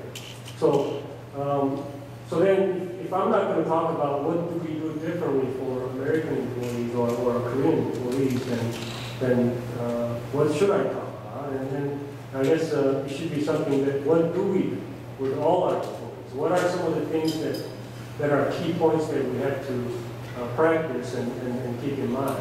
And I wrote some of those things down. And these are basic things, common sense, I guess, I don't know, just the real life things. And you guys probably all know it, and I'm sure you know it. And I'm sure you practice some of it, and I'm sure you want to, but you are not allowed to on some of it. But I'm going to go through the list and tell you what we think is important to us, and what are some of the things that we use as basis to come up with our employee handbook and rules and guidelines for the employees. First thing is don't look down on people. I have a job. Just because I'm president of the company, I should not look down on people who is cleaning up the trash on our yard. No. It just so happens that I have a different role. than the other. If they don't do their part, we will have trash all over the place. That means I gotta do it. That means I can't do my job. So everybody has their own role, and as long as that person does their role successfully, that's fine. That's all that matters. So don't look down on people, whether and because of their age or race or anything. Don't look down on them. I mean, that is the basics, one thing. And the second thing is, treat people the way you want to be treated. I mean, I'm sure nobody here wants to get treated bad, right? So if you don't want to get treated bad, then you shouldn't treat other people bad. I mean, that's what I preach to our people all the time.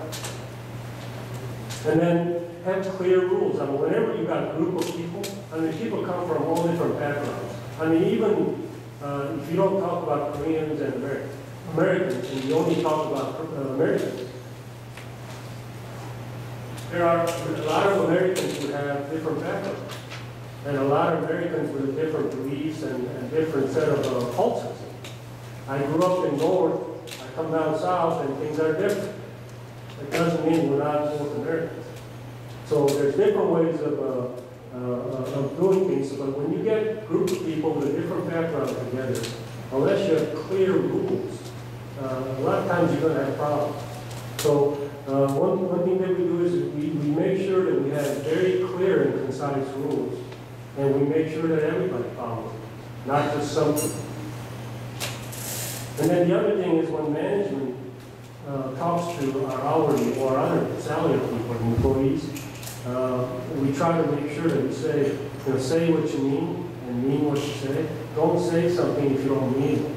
I mean, I know in Korea, nunchi is very important. And Koreans are very fast at nunchi. So you don't have to exactly say what you mean, but you expect your people to know what you want and do it, right? But in America, it doesn't work that way. I mean, there may be some people like that. You have to tell them what you mean, and you have to say it. Don't just think it, you gotta say it. And you know, I had in 2009, after we laid people off, after GM and Chrysler came out of bankruptcy, and we started to pick up, and we had to step up our production capacity, and we had an employee meeting, and I'm rolling out all these things that we need to do.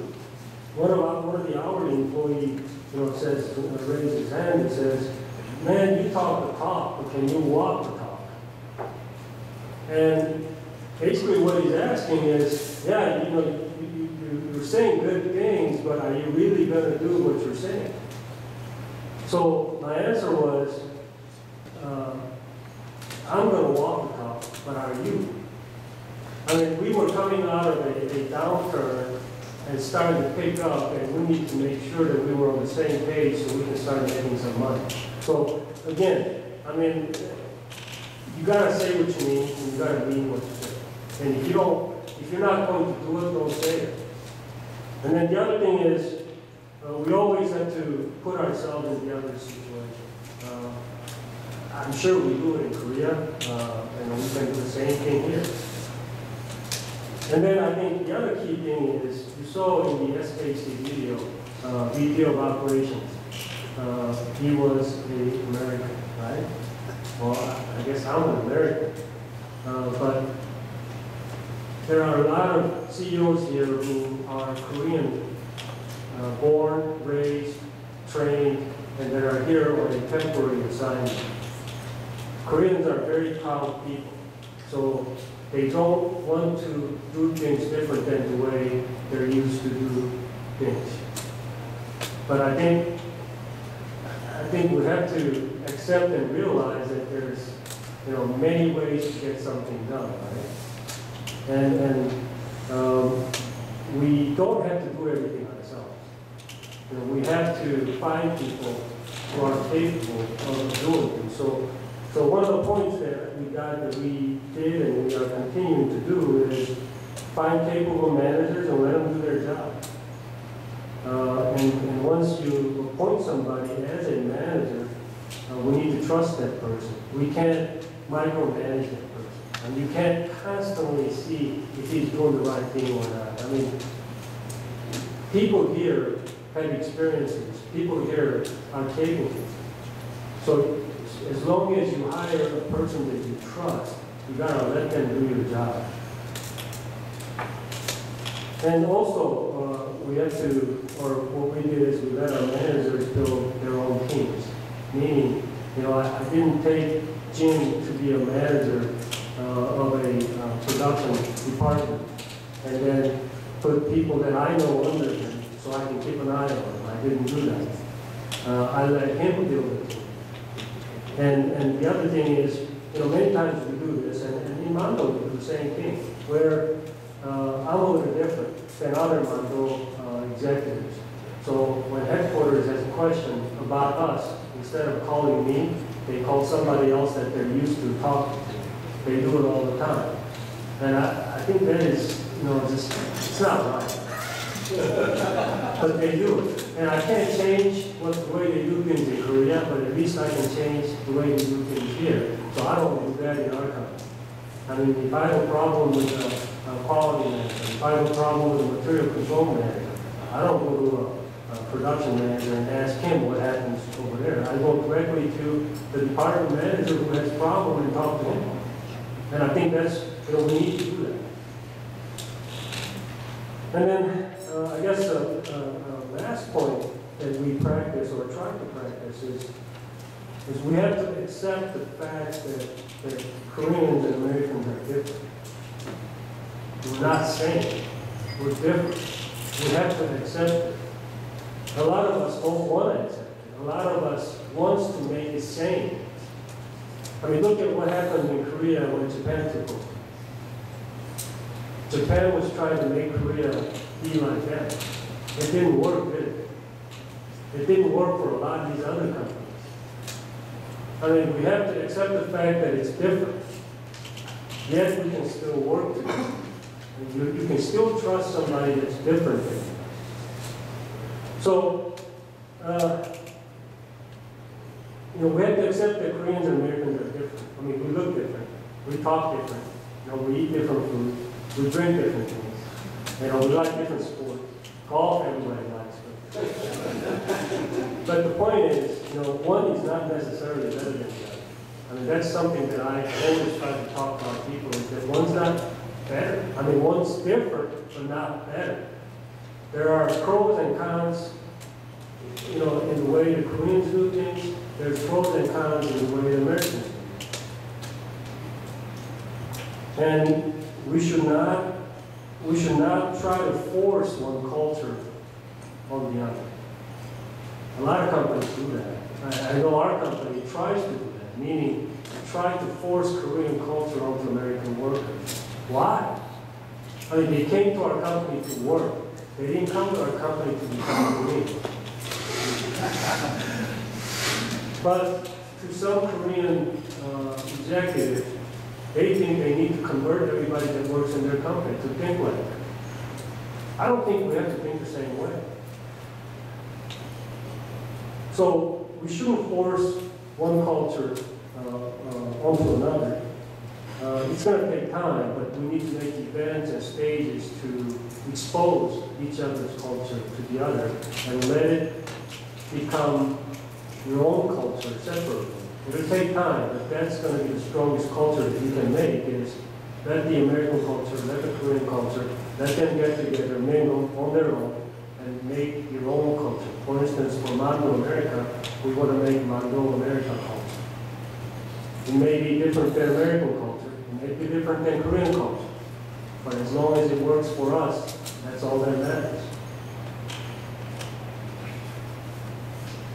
And there's talking about, I guess, how to work with the employees of people with different cultures.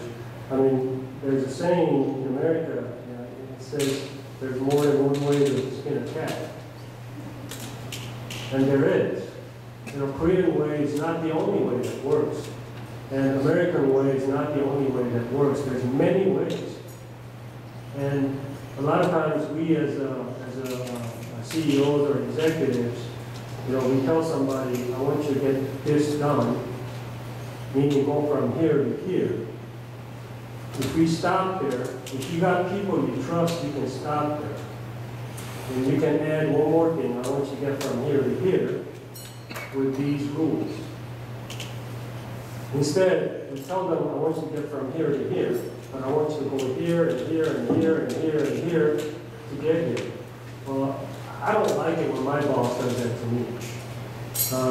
I want to be able to use my own ingenuity, my own ideas to get from beginning to end.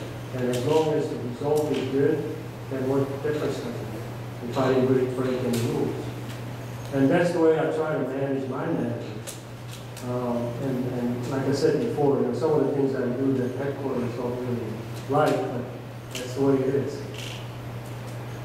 And as far as what do we do externally, I mean, obviously, like SKC and everybody else does, you know, we donate to local community. We donated to Opelika Sportsplex, and also Auburn University Engineering Scholarship, equipment donations to local high schools, and attending and participating in local community events. You know, I've been to several local events every year, and I've been going to Opelika Chamber of Commerce events for the past 7 years.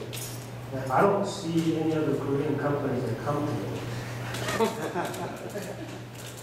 I mean, how do you expect to become part of this community if you don't participate in those? You know, I don't understand it. You know, they ask me the same thing. How come you're the only Korean company that comes to this? I can't answer. I think maybe because those events are during the weekdays, and if one of us went golfing on a weekday, maybe the customers see it and they get upset. But the thing is, it's a community. It's not, we're not going there to play. We're going there to work for our company and for the community. So we should participate in those events. A lot of us only go to events that is organized by Korean community or Korean associates. We shouldn't do that. I mean, we should try to attend other community events, even if it's not organized by Koreans. I mean, that's how you build a relationship with local community. The public relationships. It sounds PR, it sounds grand and good. I don't think it is. I think it just comes from just dealing with each other and seeing each other and talking with each other and doing things together. And that's ultimately, to me, what builds public relationship. And one thing that we did for a community that stands out is Meriwether County. We have assembly plant in Opelika, and then we also have a warehouse and distribution center in Opelika. We built a plant in Meriwether County, Georgia, last year, and we are just now completing a second plant in Georgia. We are doing a trial run next week. But when we decided to locate our second or third and fourth manufacturing facility in Georgia, in Meriwether County, it was kind of hard to deal with them at the beginning. But after deciding to build there, we started looking more into what Meriwether County is about. And I went to Meriwether County Courthouse, and I asked I think he is a special assistant to the commission chairwoman. How come your courthouse is, the paint's peeling off? You see bare wood and you see a lot of things that need to be repaired. And he says, well, I mean, we'd like to get it painted. The courthouse was built in 18-something, and we'd like to get it painted, but we don't have any money. And he left it at that. So I came back and I started talking with our people, and look at the incentives that Meriwether County gave us, and looking at what they cannot do for themselves on their own property. To me, I mean, getting this much from somebody who's got this much versus getting this much from somebody who's got this much, there's a big difference. So we really felt the county gave us more than they can give to locate our company in their county. So we felt, I guess, very grateful and somewhat obligated. So we decided to paint their courthouse for them. And it looks great. I think they, not only the commission, but the people in the county very much appreciate it. So every time we go by there now, I see fresh paint instead of flaking. So, you know, these are some of the things we've done for the community. And I'm proud of our company. I'm proud of the things that we have done. And you know, we still have a lot of things to do. I think my goal as a whole is trying to become global, which means I know that our chairman is trying to change the way we've been doing things so we can become a successful global company. And part of it is accepting what we are doing here that's different than the way we do things in Korea. And again, I mean, to me, there is no Korean, there is no American, there is no black, there is no white. You know, we're all people. As long as you're doing your part, I'm happy. Thank you. Any questions? Okay, thank you.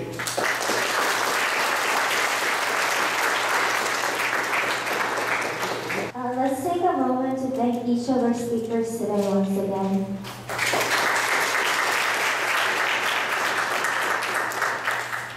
At this time, I would like to invite anyone who has a question for one of our speakers. In addition, I would like to invite members of the audience to share their own stories of public relations success or challenges.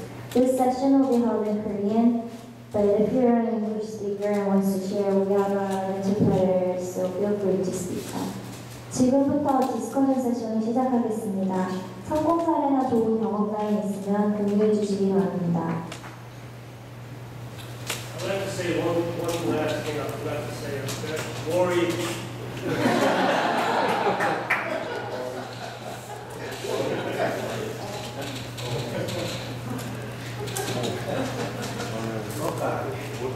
I am. No, I gotta finish the story then. This is so bad. I had a scenario put together 3 weeks ago, or 4 weeks ago. At the time, Alabama was number 1, Florida was number 2, Florida State was number 3, Ohio State was number 4. So there's no chance for Ohio State to win the national championship. So I hope that Oregon will lose the stand when it happened. And Georgia got beat by Auburn, so I was hoping in the Iron Bowl, maybe Auburn will beat Alabama when it happened. So now Florida State is ranked number 1, Ohio State is ranked number 2. As long as Ohio State beats Michigan State, they will win the national championship. Yeah.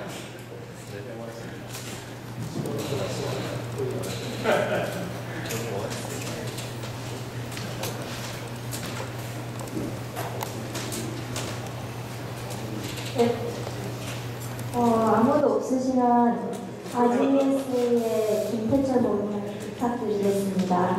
아진 USA는 도서관, 병원, 경찰서, 소방서, 학교 지속적인 기부 활동을 하고 있으며 미국 종업원과 한국 종업원 간의 관계, 방언 및 기술 이전을 위해 내년 이슈 사업을 선발하여 한국 본사 연주를 실시하고 있습니다. 아진 USA의 김태철 법무장님께서 아진의 근로자 및 지역사회 관계 강화를 위한 노력에 대해 설명해 주시기를 부탁드립니다.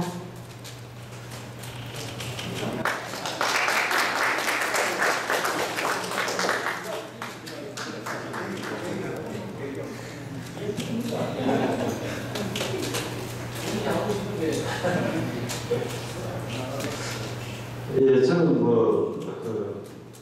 한국어로 말씀하겠습니다. 저희들도 2008년도에 여기 와서 지금 쭉 이제 하고 있는데 다른 특별한 것보다는 어쨌든 저희들도 여기에 미국에 대한 문화 부분을 이해를 해야 되겠지만 우리가 지금 같이 일하고 있는 미국 현지의 직원들도 그만큼 우리의 문화를 좀 이해를 할 수 있는 시간을 많이 가져야 되겠다. 이렇게 해서 가급적이면 그 전체 종업원들을 그 본사로 이렇게 연수를 보내서 그 본사에 대한 문화를 충분히 좀 이해를 할 수 있는 그런 시간들을 저희는 상당히 많이 갖고 있습니다. 또 그런 투자들도 많이 하고 있고. 그리고 또 한 가지는 이 지역 사회에 그 한국 기업이 와서 이렇게 할 수 있는 부분들을 그 저희들이 도울 수 있는 부분들을 기업이 할 수 있는 역할 그 부분들을 좀 적극적으로 이렇게 하고 있습니다. 그거는 이제 그 저희들 오락에서 좀 특별히 그 부분을 이제 중점적으로 하는데 그 기업이 이제 이윤이 추구되고 이걸 떠나서 이익이 안 나더라도 일단 기업 지역에 먼저 이렇게 많은 기부를 하고 그 지역하고 이렇게 같이 공유를 하고 이렇게 함으로써 그 지역 사람들이 그만큼 우리를 많이 이해를 할 수 있는 그런 그 기회를 많이 갖고 있습니다. 네, 이상.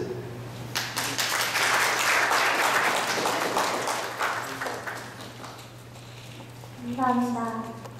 다음으로 대한항공 박찬희 지점장님께 부탁드리고 싶은데요. 대한항공은 마케팅 및 서비스 분야에서 많은 현지 직원을 고용하고 있는 걸로 알고 있습니다.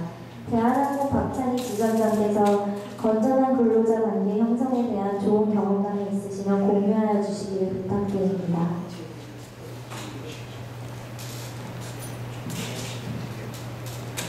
안녕하십니까.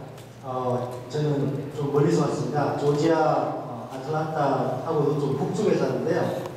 오는데 제가 속도를 좀 냈더니 한 2시간 반, 3시간 좀 안 걸린 것 같습니다. 근데 와서 여러 가지 내용을 들어보고 여러분들 만나 보니까 2시간 반, 돌아가는 시간 2시간 반, 5시간이 전혀 아깝지 않다는 생각이 들고요.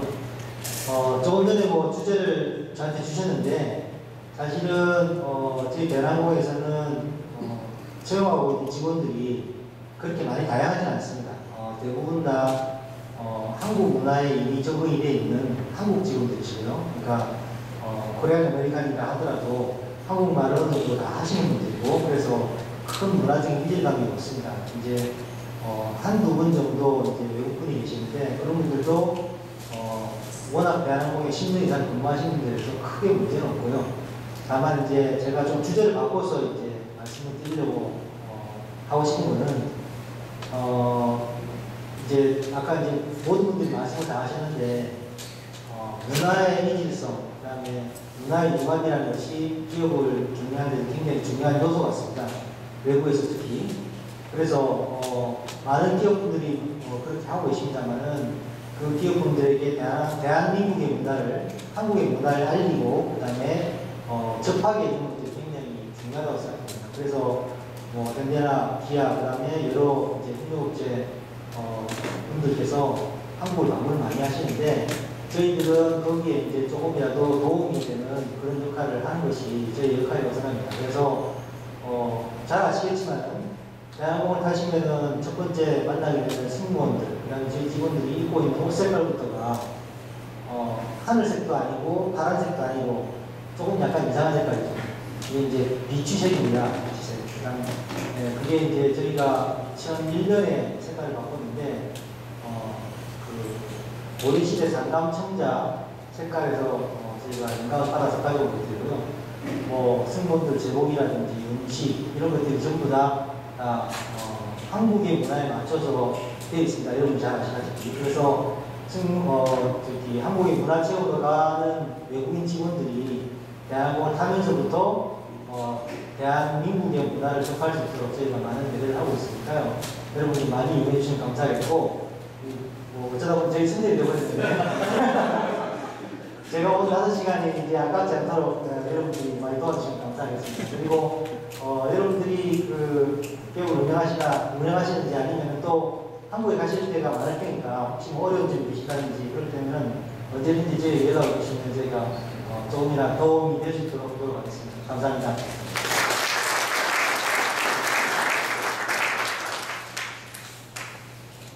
감사합니다. 다음으로는 조슈아 벤주 라그랜지 컬리지 교수님인데요. 조슈아 벤주 교수님은 현재 라그랜지 컬리지에서 한국 역사를 가르치고 있으며 한국 한국에서 오랜 기간 거주하셨고 부인도 한국인이어서 한국어를 유창하게 말씀하시는 것으로 알고 있습니다. 변유 교수님께서 라그레인지 학생 및 지역사회에서 생각하는 한국 기업에 대한 이미지가 어떠한지, 그리고 한국 기업과 지역사회의 유대 강화를 위한 좋은 의견이 있으면 말씀해 주시기 바랍니다.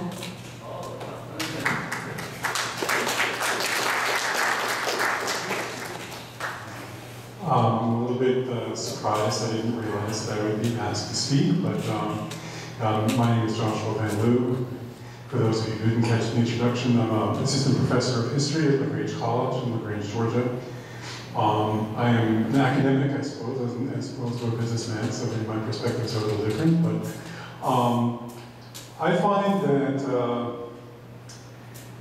I think that there are people who are, maybe in the region, who don't quite know what to make of Korea. And actually, I really liked Kim Ho-jin's presentation in particular when he had up on his PowerPoint a list of preconceptions that a lot of Americans have about Korea.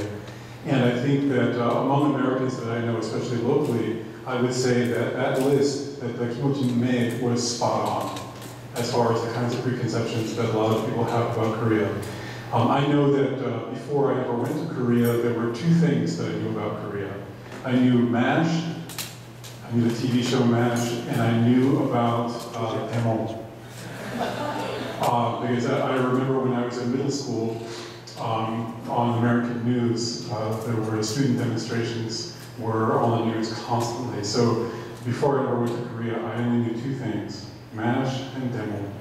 So I think it's hugely important to be able to overcome those kinds of preconceptions in order to overcome the kinds of gaps and the kinds of cultural issues that we've been talking about today.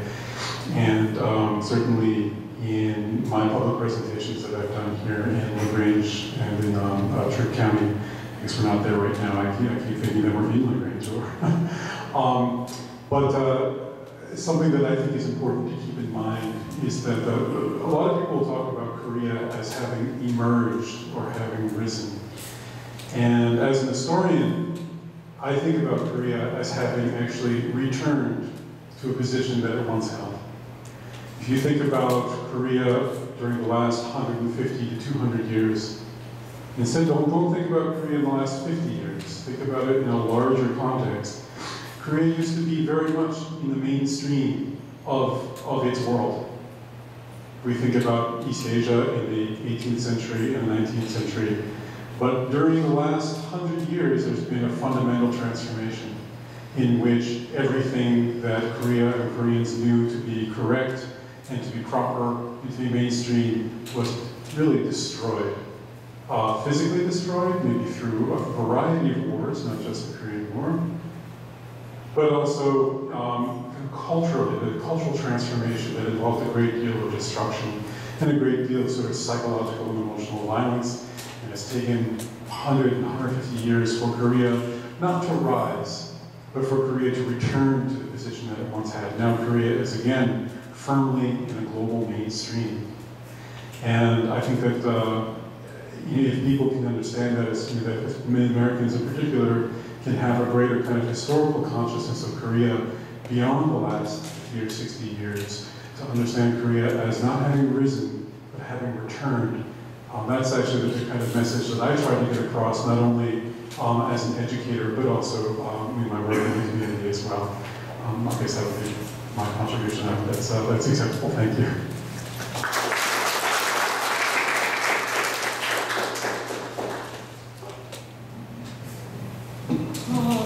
다른 말씀 없으시면 이상으로 오늘 이벤트를 마치겠습니다. 감사합니다.